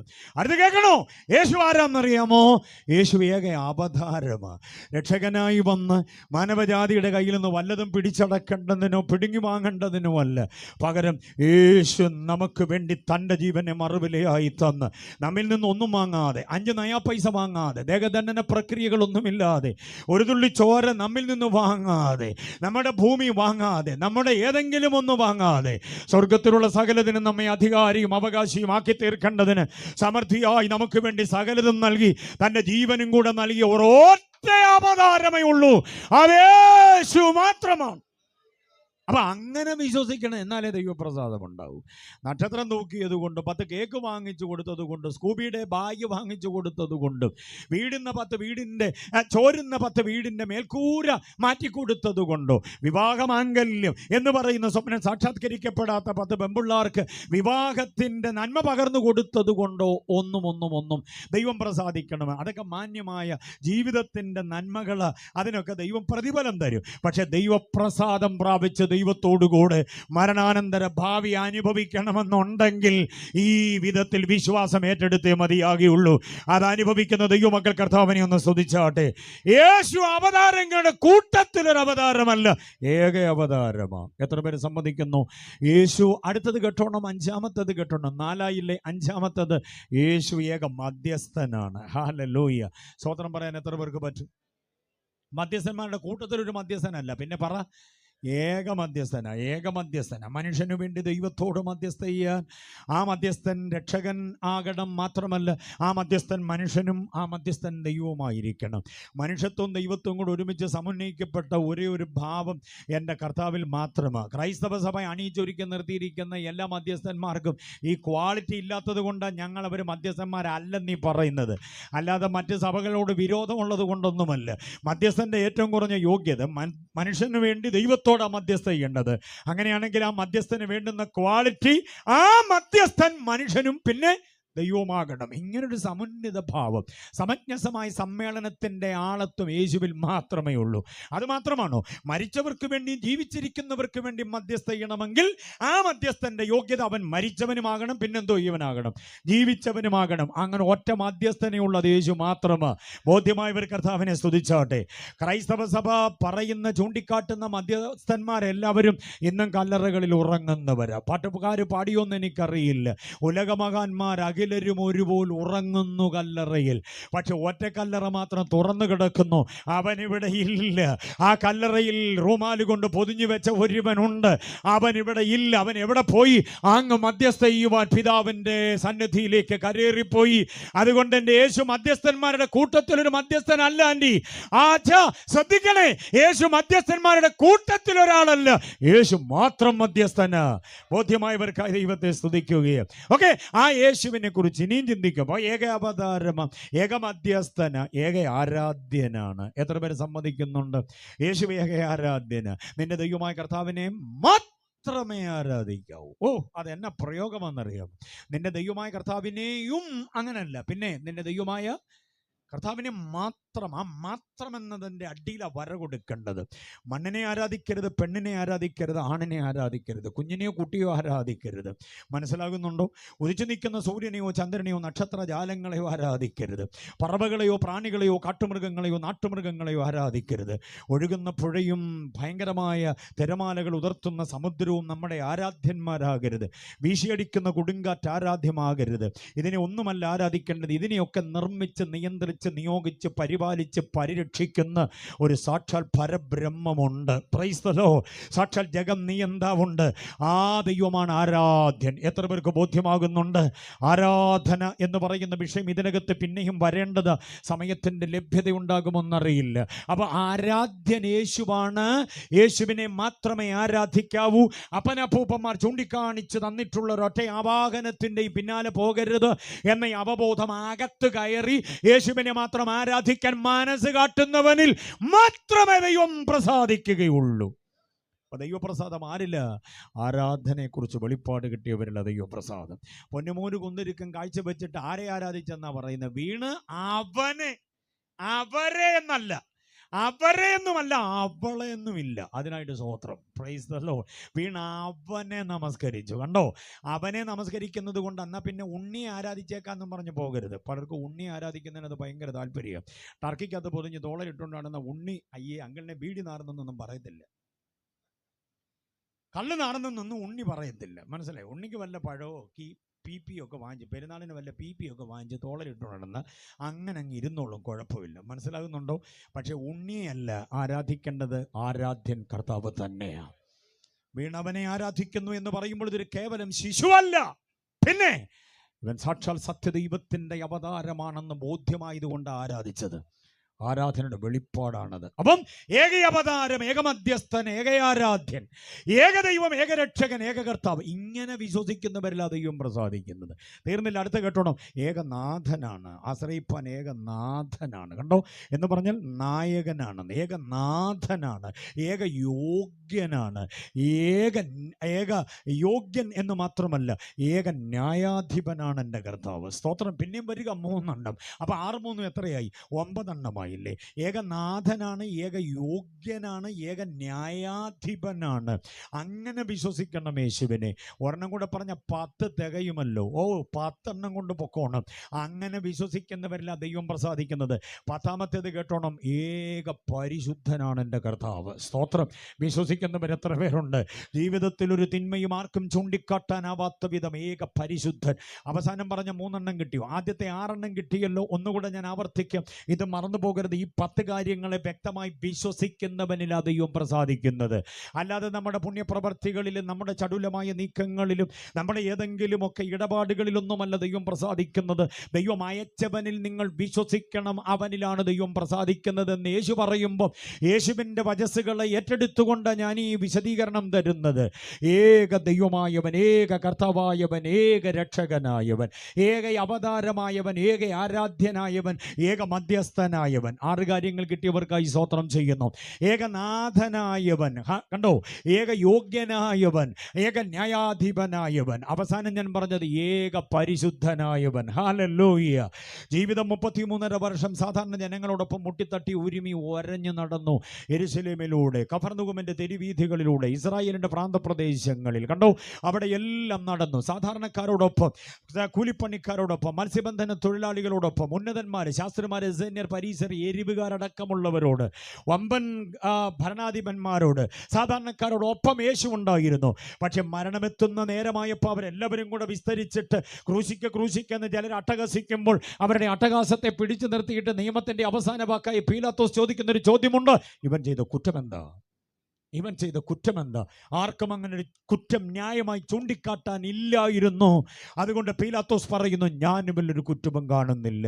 കുറ്റം എന്താണെന്ന് ചോദിച്ചപ്പോൾ നിങ്ങൾ മിണ്ടാതിരുന്നത് പോലെ എനിക്കും കുറ്റം തെളിയിക്കാൻ പറ്റുന്നില്ല, ഇവൻ കുറ്റമില്ലാത്തവൻ. അതുകൊണ്ടാണ് പറയുന്നത്, പരിശുദ്ധനല്ല എൻ്റെ കർത്താവ്, ഏക പരിശുദ്ധനാണ്. വാക്യം ഇതിനെല്ലാം കണ്ടെത്തിക്കണം. ഹോംവർക്ക് തന്നുവിടുക. ഏക പരിശുദ്ധനാ. 10 എണ്ണത്തിന് ഹോംവർക്ക് തരിക, അതിൻ്റെ വാക്യങ്ങൾ കണ്ടെത്തണം. എല്ലാറ്റിനും വാക്യങ്ങളുണ്ട്. എല്ലാം വാക്യ ഇതം 10 എണ്ണം പറഞ്ഞാൽ നിങ്ങൾക്ക് പണി വേണ്ടേ? വീട്ടിൽ ചെന്ന് വെറുതെ ഇരിക്കത്തേ ഉള്ളൂ. അപ്പോൾ ഈ 10 എണ്ണത്തിനും വാക്യം കണ്ടുപിടിച്ചിട്ട് ഇന്ന് രാത്രി ഉറങ്ങുള്ളൂ എന്നൊരു തീരുമാനമെടുത്താൽ അത് ആത്മീയ ജീവിതത്തിന് വലിയ ഗുണമാകും. അപ്പോൾ ഇങ്ങനെ വിശ്വസിക്കുന്നവരിൽ ദൈവം പ്രസാദിക്കുന്നത്. സ്വതന്ത്രം പറഞ്ഞിട്ട് കരങ്ങൾ ഉയർത്തി. നമ്മൾ ചിന്തിക്കുന്ന ഏതാണ്ടൊക്കെ ചെയ്താൽ ദൈവം അങ്ങ് പ്രസാദിക്കുമെന്ന്. അങ്ങനൊന്നുമില്ല. ഈ ഉപദേശാധിഷ്ഠിതമായി ക്രിസ്തു കേന്ദ്രീകൃതമായി വചന വ്യവസ്ഥ പ്രകാരം വരുമ്പോഴാണ് ദൈവത്തിൻ്റെ പ്രസാദമുണ്ടാകുക. അല്ലെങ്കിൽ ദൈവം അവസാനം തള്ളിക്കളയും. ഈ മരുഭൂമിയിൽ നമ്മൾ പട്ടുപോകും. ഇസ്രായേൽ ജനം മരുഭൂമിയിലൂടെ യാത്ര ചെയ്തു പോയതുപോലെ നമ്മൾ മരുഭൂപ്രയാണികളാണ്. അറിയാമോ? മരുഭൂപ്രയാണത്തിൽ ചാരിടുവാൻ എന്ന് പാടാറുണ്ട്. സൂപ്പർ പാട്ടുകാർ ഇവിടെ ഉള്ളത് കൊണ്ട് ഞാൻ പാടുന്നില്ല. സിയോൻ സഞ്ചാരി ഞാൻ, യേശുവിൽ ചാരി ഞാൻ. അപ്പം നമ്മൾ സഞ്ചാരികളാണ്. യേശുവിൽ ചാരി ഇങ്ങനെ പോവുക. പക്ഷെ പ്രസാദിച്ചില്ലെങ്കിൽ പണി വാങ്ങിച്ചു കിട്ടും. അത് വരാതിരിക്കേണ്ടതിന് ക്രിസ്മസിൻ്റെ തിരക്കിനിടയിൽ വിളിച്ചു പറയുന്നു താങ്കളുടെ കാതിലേക്ക്. ഈ വീടൊരുക്കി അനുഗ്രഹീതമായ സുവിശേഷ ക്രിസ്മസ് ഗിഫ്റ്റാണ്. നിങ്ങൾക്ക് 4 കേക്ക് വാങ്ങിച്ചു തരുന്നതിനേക്കാൾ ഇവിടുത്തെ അച്ചായനും ആൻറ്റിയും കുഞ്ഞുങ്ങളും കൂടെ നിങ്ങൾക്ക് തരുന്ന ഏറ്റവും വലിയ ക്രിസ്മസ് ഗിഫ്റ്റാണ് ഈ വചന ചിന്തയും ഇവിടെ പാടിയ കേൾപ്പിച്ച പാട്ടുകളുടെ ആലോചനകളും. Price the Lord. അത് ഏറ്റവും വലിയൊരു ക്രിസ്മസ് ഗിഫ്റ്റ് തന്നെയാണ്. അപ്പം ദൈവം പ്രസാദിക്കാൻ എന്താ ചെയ്യേണ്ട? അത്യുന്നതങ്ങൾ ദൈവത്തിന് മഹത്വം, ഭൂമിയിൽ ദൈവപ്രസാദം. ദൈവപ്രസാദമുള്ളവർക്കാണ് സമാധാനം. ആ സമാധാനം നിങ്ങൾക്ക് ലഭ്യമാകണമെങ്കിൽ ഈ 10 കാര്യങ്ങളിൽ വിശ്വസിക്കണം. ആരെ വിശ്വസിക്കണം? യേശുവിനെ വിശ്വസിക്കണം. ബോധ്യമായവർ കർത്താവിനെ സ്തുതിച്ചാട്ടെ. ഇനി മറ്റൊരു വാക്യം വിശ്വാസവുമായി ബന്ധപ്പെട്ട് നൽകിത്തരാം. എബ്രായ ലേഖനം 11-ാം അധ്യായം 6-ാം വാക്യം. ദൈവമക്കൾ അല്പം എങ്കിലും വേദവിജ്ഞാനീയമുള്ള ദൈവവചനവുമായി പൊരുത്തമുള്ളവർക്ക് മാത്രം ബോധ്യമാകുന്ന ഒരു വിഷയമാണ് ഇനി പറയാൻ പോകുക. അവിടെ എബ്രായ ലേഖനം 11-ന്റെ 6-ാം വാക്യം പറയുന്നത്. എബ്രായ ലേഖനം 11-ന്റെ 6. വിശ്വാസം കൂടാതെ ആർക്കും ദൈവത്തെ. അപ്പം അതേത് വിശ്വാസം? ക്രിസ്തുയേശുവിലെ വിശ്വാസത്തിൻ്റെ 10 കാര്യങ്ങളാണ് വ്യക്തമായി ഞാനിപ്പോൾ പറഞ്ഞത്, അക്കമിട്ട് പറഞ്ഞത്. ഇനി രക്ഷാനിർണയം പ്രാപിച്ച് ആ വിശ്വാസത്തിലേക്ക് വന്നവരോട് പിന്നെയും പറയുക, വിശ്വാസം കൂടാതെ ആർക്കും എന്ത് ചെയ്യാൻ പറ്റത്തില്ല. ദൈവത്തെ പ്രസാദിപ്പിക്കാൻ പറ്റില്ല. അതെന്താണ് വിശ്വാസം? ഒരു പദം ഞാൻ പറയുന്നു, ഒരു ഹീബ്രു വേർഡ് പറയാം, ഒരു എബ്രായ പദം ഞാൻ പറയാം. ആ പദം ഇങ്ങനെയാണ്, യമുന്നാഹ് എന്നൊരു പദമാണ്. യമുന്നാഹ് എല്ലാവരും കുറിച്ചുകൊള്ളണം. EMUNNAH, യമുന്നാഹ്. ഒന്നുകൂടെ പറയുന്നു സ്പെല്ലിംഗ്, EMU, യമുന്നാഹ്, NNAH, യമുന്നാഹ് എന്നൊരു പദമുണ്ട്, ഹീബ്രു വേർഡ്. വേദപുസ്തകം പഠിക്കുന്നത്, എബ്രായ ഭാഷയെ പഠിക്കാൻ പറ്റിയ ഏറ്റവും നല്ല കാര്യമാണ്. വ്യാഖ്യാന ഗ്രന്ഥങ്ങളിൽ എബ്രായ പദങ്ങൾ പരതണം, എന്നിട്ട് അതിനെ ഹീബ്രു, ഗ്രീക്ക് ഇന്റർലിങ്ക്സ് ബൈബിളൊക്കെ കിട്ടും. വചനം പഠിക്കാൻ ആഗ്രഹിക്കുന്നവർ, ഗ്രീക്ക് ഭാഷയുടെ അതിപ്രസരം കടന്നു കയറി വന്നിട്ട് അലക്സാണ്ടർ ദ ഗ്രേറ്റ് സ്ഥാപിച്ചതാണ് ഗ്രീക്ക് യവനായ ഭാഷയൊക്കെ. അദ്ദേഹം അങ്ങ് മൺമറഞ്ഞു പോയിട്ടും അദ്ദേഹം ഉണ്ടാക്കി വെച്ചിട്ടുള്ള ഈ ഗ്രീക്ക് ഭാഷയുടെ സ്വാധീനത ഇന്നും വേദവിജ്ഞാനീയത്തിൽ അങ്ങനെ തന്നെ തുടരുക, ഒരു പോരാട്ടം പോലെ. പക്ഷേ എബ്രായ ഭാഷയുടെ അനുഭവത്തിലാണ് നമ്മൾ വചനം പഠിക്കേണ്ടത്. അതിൻ്റെ കൃത്യത നമുക്ക് അവിടെയാണ് ലഭിക്കപ്പെടുക എന്ന് ഒരു അടിക്കുറിപ്പ് കൂടെ ദൈവദാസന്മാരുടെ വേദവിദ്യാർത്ഥികളോട് ഞാൻ പറയാൻ ആഗ്രഹിക്കുകയാണ്. വിശ്വാസം എന്നുള്ളതിന് ഹീബ്രു വേർഡ് പ്രസ്റ്റീസ് എന്നൊരു പദമാണ്. വലിയ പ്രസക്തമായൊരു പദമല്ല. പക്ഷേ യമുന്നാഹ് മറക്കരുത് ഒരിക്കലും. യമുന്നാഹ് ഇല്ലാത്ത ആരിലും ദൈവം പ്രസാദിക്കത്തില്ല എന്നാണ് വിശ്വാസികളോടുള്ള ശക്തമായ ദൂത്. മനസ്സിലായി? പൊതുജനം അറിയണം, യേശുവിൽ വിശ്വസിക്കാത്തവനിൽ ദൈവം എന്തോ ചെയ്യത്തില്ല, പ്രസാദിക്കില്ല. യേശുവിൽ വിശ്വസിക്കുന്നവരോടാ പിന്നെ പറയുന്നത് വിശ്വാസത്തിൻ്റെ തികവ്. അത് യമുന്നാഹാണ്. യമുന്നാഹ് എന്ന വാക്കിൻ്റെ പ്രയോഗം എന്താണെന്നറിയാമോ? നമ്മിലെ ത്രിവിധ ഘടകങ്ങളുണ്ട്. മനുഷ്യൻ്റെ ത്രിവിധ ഘടകങ്ങൾ എന്ന് പറഞ്ഞാൽ എന്തൊക്കെയാ? ദേഹം, ദേഹി, ആത്മാവെന്നാണ് നമ്മൾ പറഞ്ഞ് ശീലിച്ചത്. അത് നമുക്ക് അങ്ങനെ പറയാൻ പറ്റത്തുള്ളൂ, നമ്മുടെ വായിൽ അതേ വരുള്ളൂ, ദേഹം, ദേഹി, ആത്മാവ്. പക്ഷേ അത് പറയേണ്ടതിൻ്റെ ഓർഡർ അങ്ങനല്ല. ആത്മാവ്, ദേഹി, ദേഹം, അങ്ങനെ തന്നെ പറഞ്ഞ് ശീലിക്കണം. ഇനി അതൊന്ന് വഴിപ്പെട്ട് വരാൻ ഇച്ചിരി പാടായിരിക്കും. നമ്മൾ സൺഡേ സ്കൂളിൻ്റെ കാലം മുതൽ എങ്ങനെ പറഞ്ഞേ? ദേഹം, ദേഹി, ആത്മാവ്. ആരും നമ്മളെ തിരുത്തിയില്ലാത്തതുകൊണ്ട് ഇപ്പോഴും അത് ഇങ്ങനെയാണ് കിടക്കുക, ദേഹം, ദേഹി. അപ്പം നമ്മൾ പറയുമ്പോൾ ആദ്യത്തെ പരിഗണന ഏതിനാ? ദേഹത്തിനാണ് വരുന്നത്. ദേഹം, ദേഹി. മൂന്നാമത്തെ പരിഗണനയാണ് ആർക്ക് വരുന്നത്? അതുകൊണ്ടാണ് പറയുന്നത് അന്ന് അത്താഴം ഉണ്ടിട്ട് പ്രാർത്ഥിക്കാമെന്ന്. ചിലപ്പോൾ അങ്ങനെയാണല്ലോ. ഇനിയിപ്പോൾ ഇത്രയും സമയമായി, അത്താഴം ഉണ്ടിട്ട് എന്തോ ചെയ്യാം? പ്രാർത്ഥിക്കാം. ഞായറാഴ്ചയും കൂടെ പണിക്ക് പോകുന്നതിൻ്റെ കാരണം ദേഹത്തിന് പരിഗണന കൊടുക്കുന്നതിൻ്റെ കാര്യം. ദൈവത്തിന് പരിഗണന കൊടുക്കാതെ ദേഹത്തിന് പരിഗണന കൊടുത്ത് നമ്മൾ ശീലിച്ചു പോയി, ദേഹം, ദേഹി, ആത്മാവ്. പക്ഷെ അങ്ങനല്ല. വേദപുസ്തകത്തിലെ ഓർഡർ നിങ്ങളുടെ ആത്മാവും നിങ്ങളുടെ പ്രാണനും നിങ്ങളുടെ ദേഹവും. 1 തെസ്സലോനിക്കർ 5:23 അങ്ങനെയാണ്. നിങ്ങളുടെ ആത്മാവും ദേഹവും. അവിടെ ദേഹിക്ക് പകരം തെസ്സലോനിക്ക ലേഖനത്തിൽ പ്രാണൻ എന്നാണ് കൊടുത്തിരിക്കുന്നത്. ഓക്കെ, അപ്പം നമ്മൾ ഈ ത്രിവിധ ഘടകങ്ങൾ ശ്രദ്ധിക്കണം. യമുന്നാഹിൻ്റെ അർത്ഥമാണ് ഞാൻ പറയുക. ത്രിവിധ ഘടകങ്ങളെ സ്വാധീനിക്കുന്നതാകണം വിശ്വാസം, എങ്കിലേ അത് യമുന്നാഹാകുകയുള്ളൂ. മനസ്സിലായോ? ആത്മാവ്, ദേഹി, ദേഹം, ഈ ത്രിവിധ ഘടകങ്ങളെ നമ്മൾ സ്വീകരിച്ച നിലപാട് സ്വാധീനിക്കുന്നതിനെയാണ് എന്തോ പറയുന്നത്? യമുന്നാഹ് എന്ന് പറയുന്നത്. വ്യക്തമാക്കാം, ഞാൻ ലളിതമായി പറഞ്ഞു തരാം, വിശദീകരണം പറഞ്ഞു തരാം. യമുന്നാഹ് എന്നുള്ളതിനൊരു ഒറ്റവാക്ക് മലയാളം പറയാൻ പറ്റില്ല. അതിനെ ഇങ്ങനെ ഓർത്തിരിക്കണം. നമ്മൾ സ്വീകരിച്ച നിലപാട്, നമ്മൾ സ്വീകരിച്ച ആളത്വം, അത് പരിശുദ്ധ തൃത്വമാണ്. ആ പരിശുദ്ധ തൃത്വത്തെ നമ്മൾ സ്വീകരിച്ചു. ആ പരിശുദ്ധ തൃത്വത്തിൻ്റെ ആലോചനയെ, സനാതന വചനത്തെ നമ്മൾ സ്വീകരിച്ചു.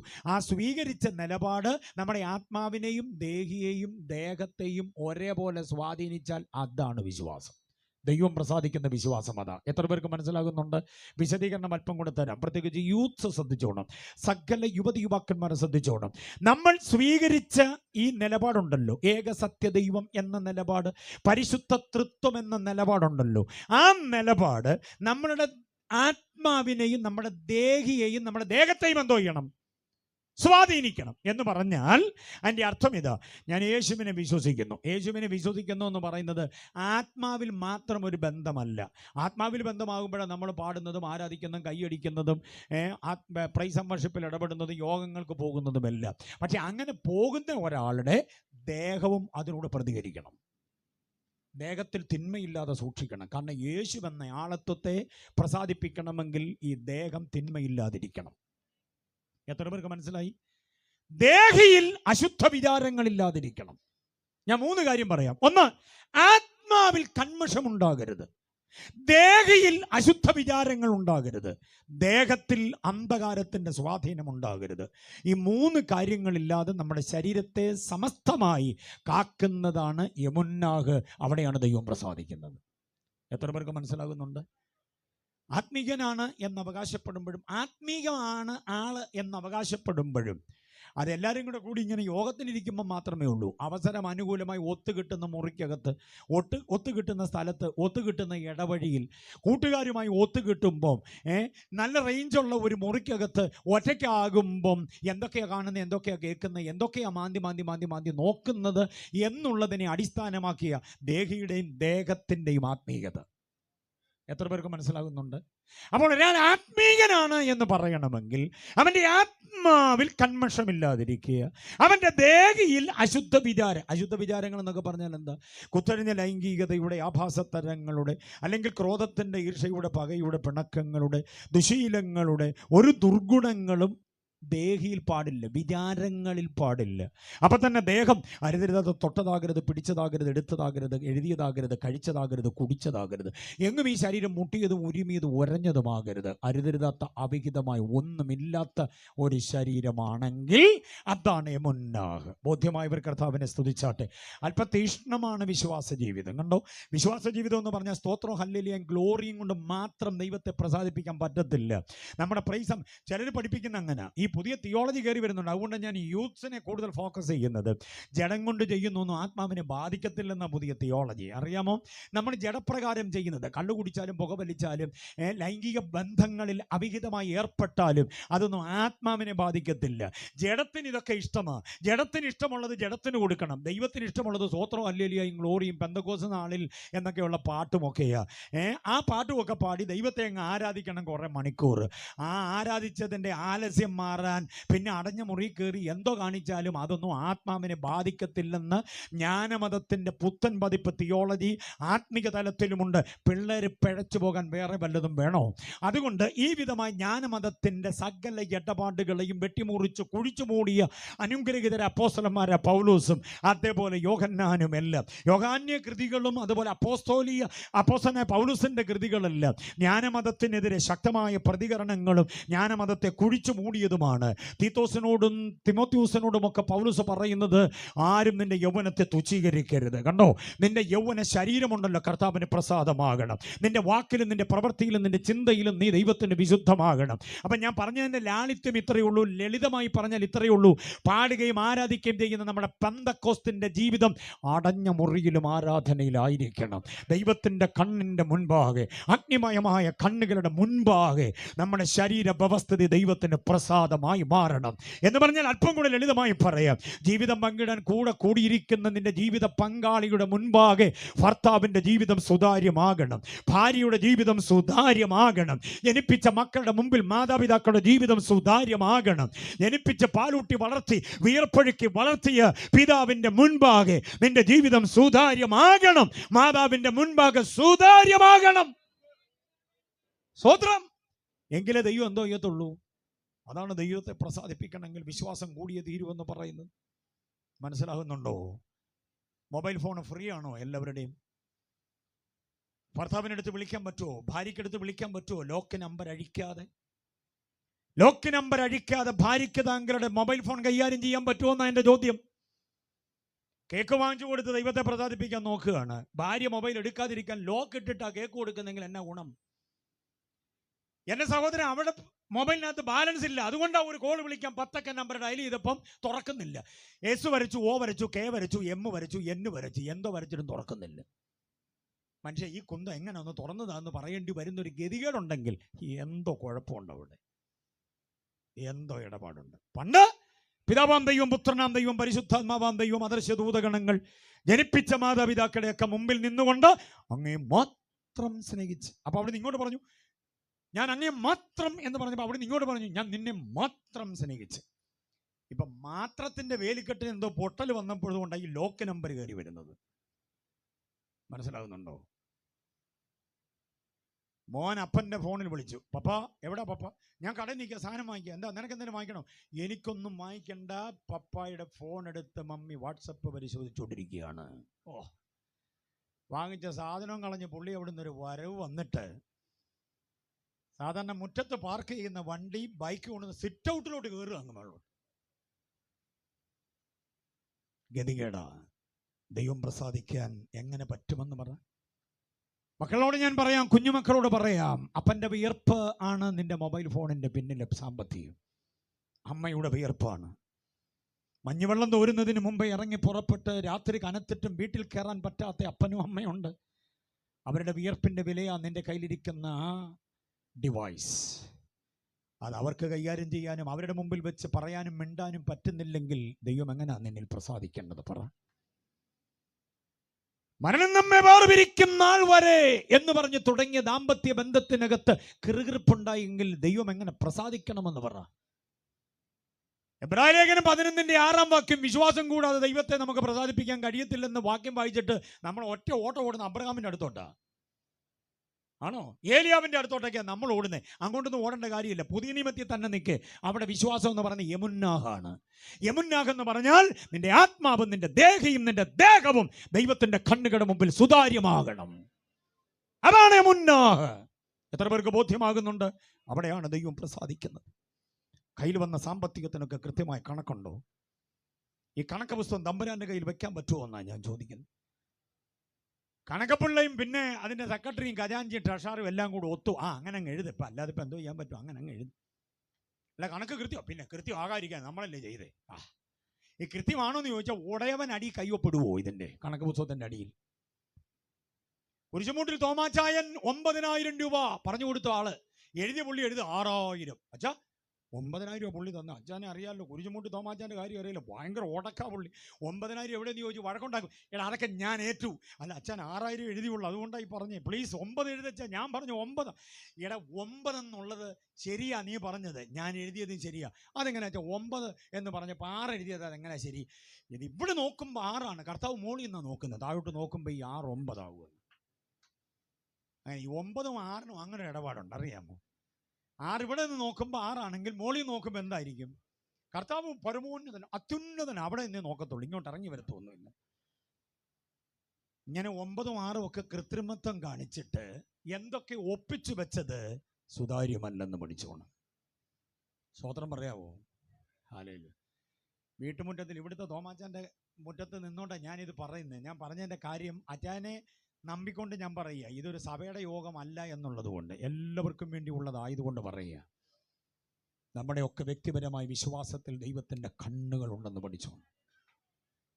സ്തോത്രം. പൗലോസിന്റെ ഒരു യമുന്നാഹ് ഞാൻ പരിചയപ്പെടുത്തട്ടെ. 1 തെസ്സലോനിക്ക ലേഖനം 2-ാം അധ്യായം 5-ാം വാക്യം പറയുന്നു, ഞാനൊരു ഉപായവും പ്രയോഗിച്ചില്ല എന്നതിന് ദൈവം സാക്ഷി.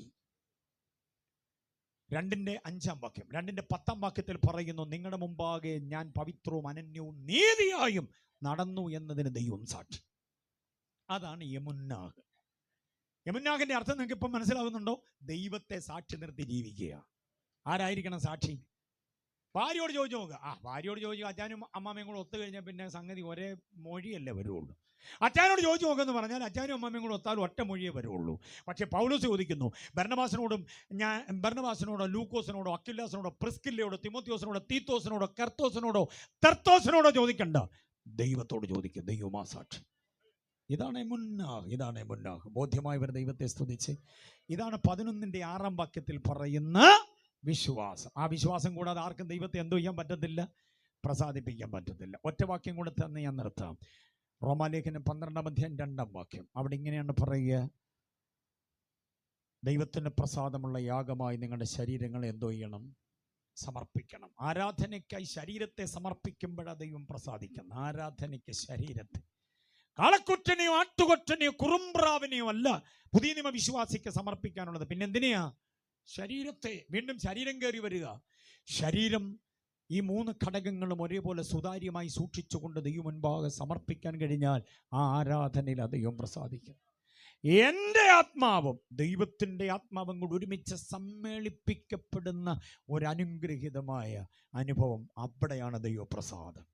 നാളെ രാവിലെ ആരാധനയ്ക്ക് വേണ്ടി പോവുകയാണല്ലോ. സ്തോത്രം. ഇനി 2023 ഒരു ഞായറാഴ്ചയും കൂടെ കണ്ടേ ഉള്ളൂ ബാക്കിയുള്ളത്, അല്ലേ? പുതിയ വർഷം അടുത്ത ഞായറാഴ്ച വരുന്നു. പുതിയ വർഷം എനിക്ക് തോന്നുന്നു 1-ാം തീയതി ഞായറാഴ്ചയാണെന്ന് തോന്നുന്നു, അല്ലേ? 23 ഞായറാഴ്ച കൊണ്ട് ആരംഭിക്കാം. ആരാധന കൊണ്ട് ആരംഭിക്കാം, പറ്റിയ സമയം തന്നെ. അപ്പോൾ ഒരു കാര്യം ഓർത്തോണം, നാളെ രാവിലെ ആരാധനയ്ക്ക് ആലയത്തിൽ എത്തുന്നതിന് മുമ്പേ ഓർത്തോണം, ഈ ശരീരം ദൈവത്തിന് പ്രസാദമായി അർപ്പിക്കണം. ഒരു തിന്മയുമില്ലാത്ത, ഒരു കൃകൃപ്പമില്ലാത്ത, ഒരു കയ്പമകത്തില്ലാതെ ഈ ശരീരത്തെ ദൈവത്തിന് മുൻപാകെ സമർപ്പിക്കാൻ കഴിയണം.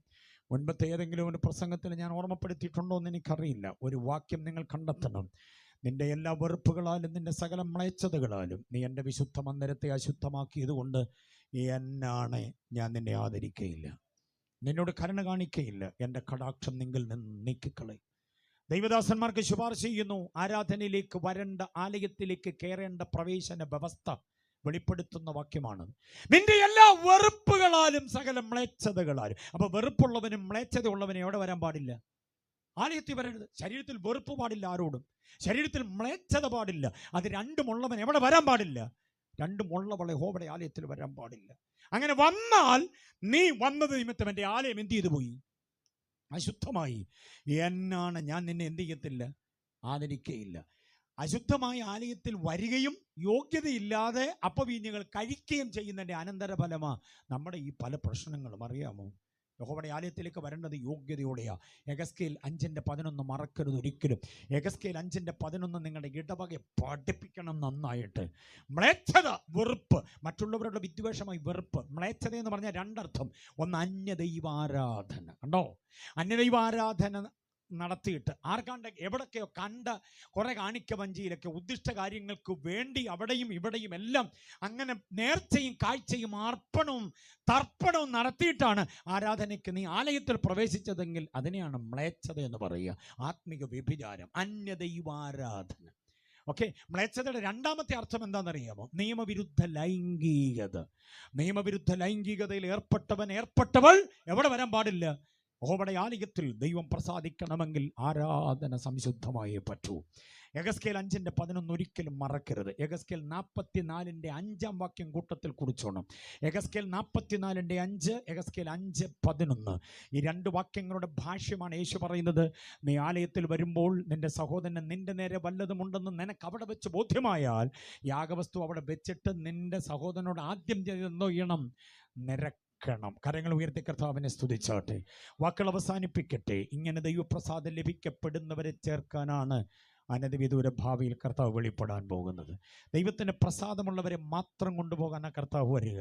ഇവിടെ വീരസം കാണിച്ചവരെ, ഇവിടെ വിരുത് കാണിച്ചവരെ ഒന്നുമല്ല, വിശുദ്ധിയോടെ നിലകൊണ്ട് ദൈവത്തിൻ്റെ പ്രസാദം നേടിയവരെ കൊണ്ടുപോകാൻ കർത്താവ് എത്രയും വേഗം വെളിപ്പെടാറായി. നമ്മുടെ കർത്താവിൻ്റെ ആ പ്രത്യക്ഷതയിൽ അവനോടൊപ്പം സമാഗമിക്കേണ്ടതിനുള്ള യോഗ്യത നിലനിർത്തി നിൽക്കാൻ കർത്താവ് നമ്മെ സഹായിക്കട്ടെ. കണ്ണുകളെ ദൈവസന്നിധിയിൽ അടയ്ക്കാം. എല്ലാ കണ്ണുകളും അടയട്ടെ. ഹൃദയങ്ങൾ ദൈവസന്നിധിയിൽ ഏകാഗ്രമാകട്ടെ.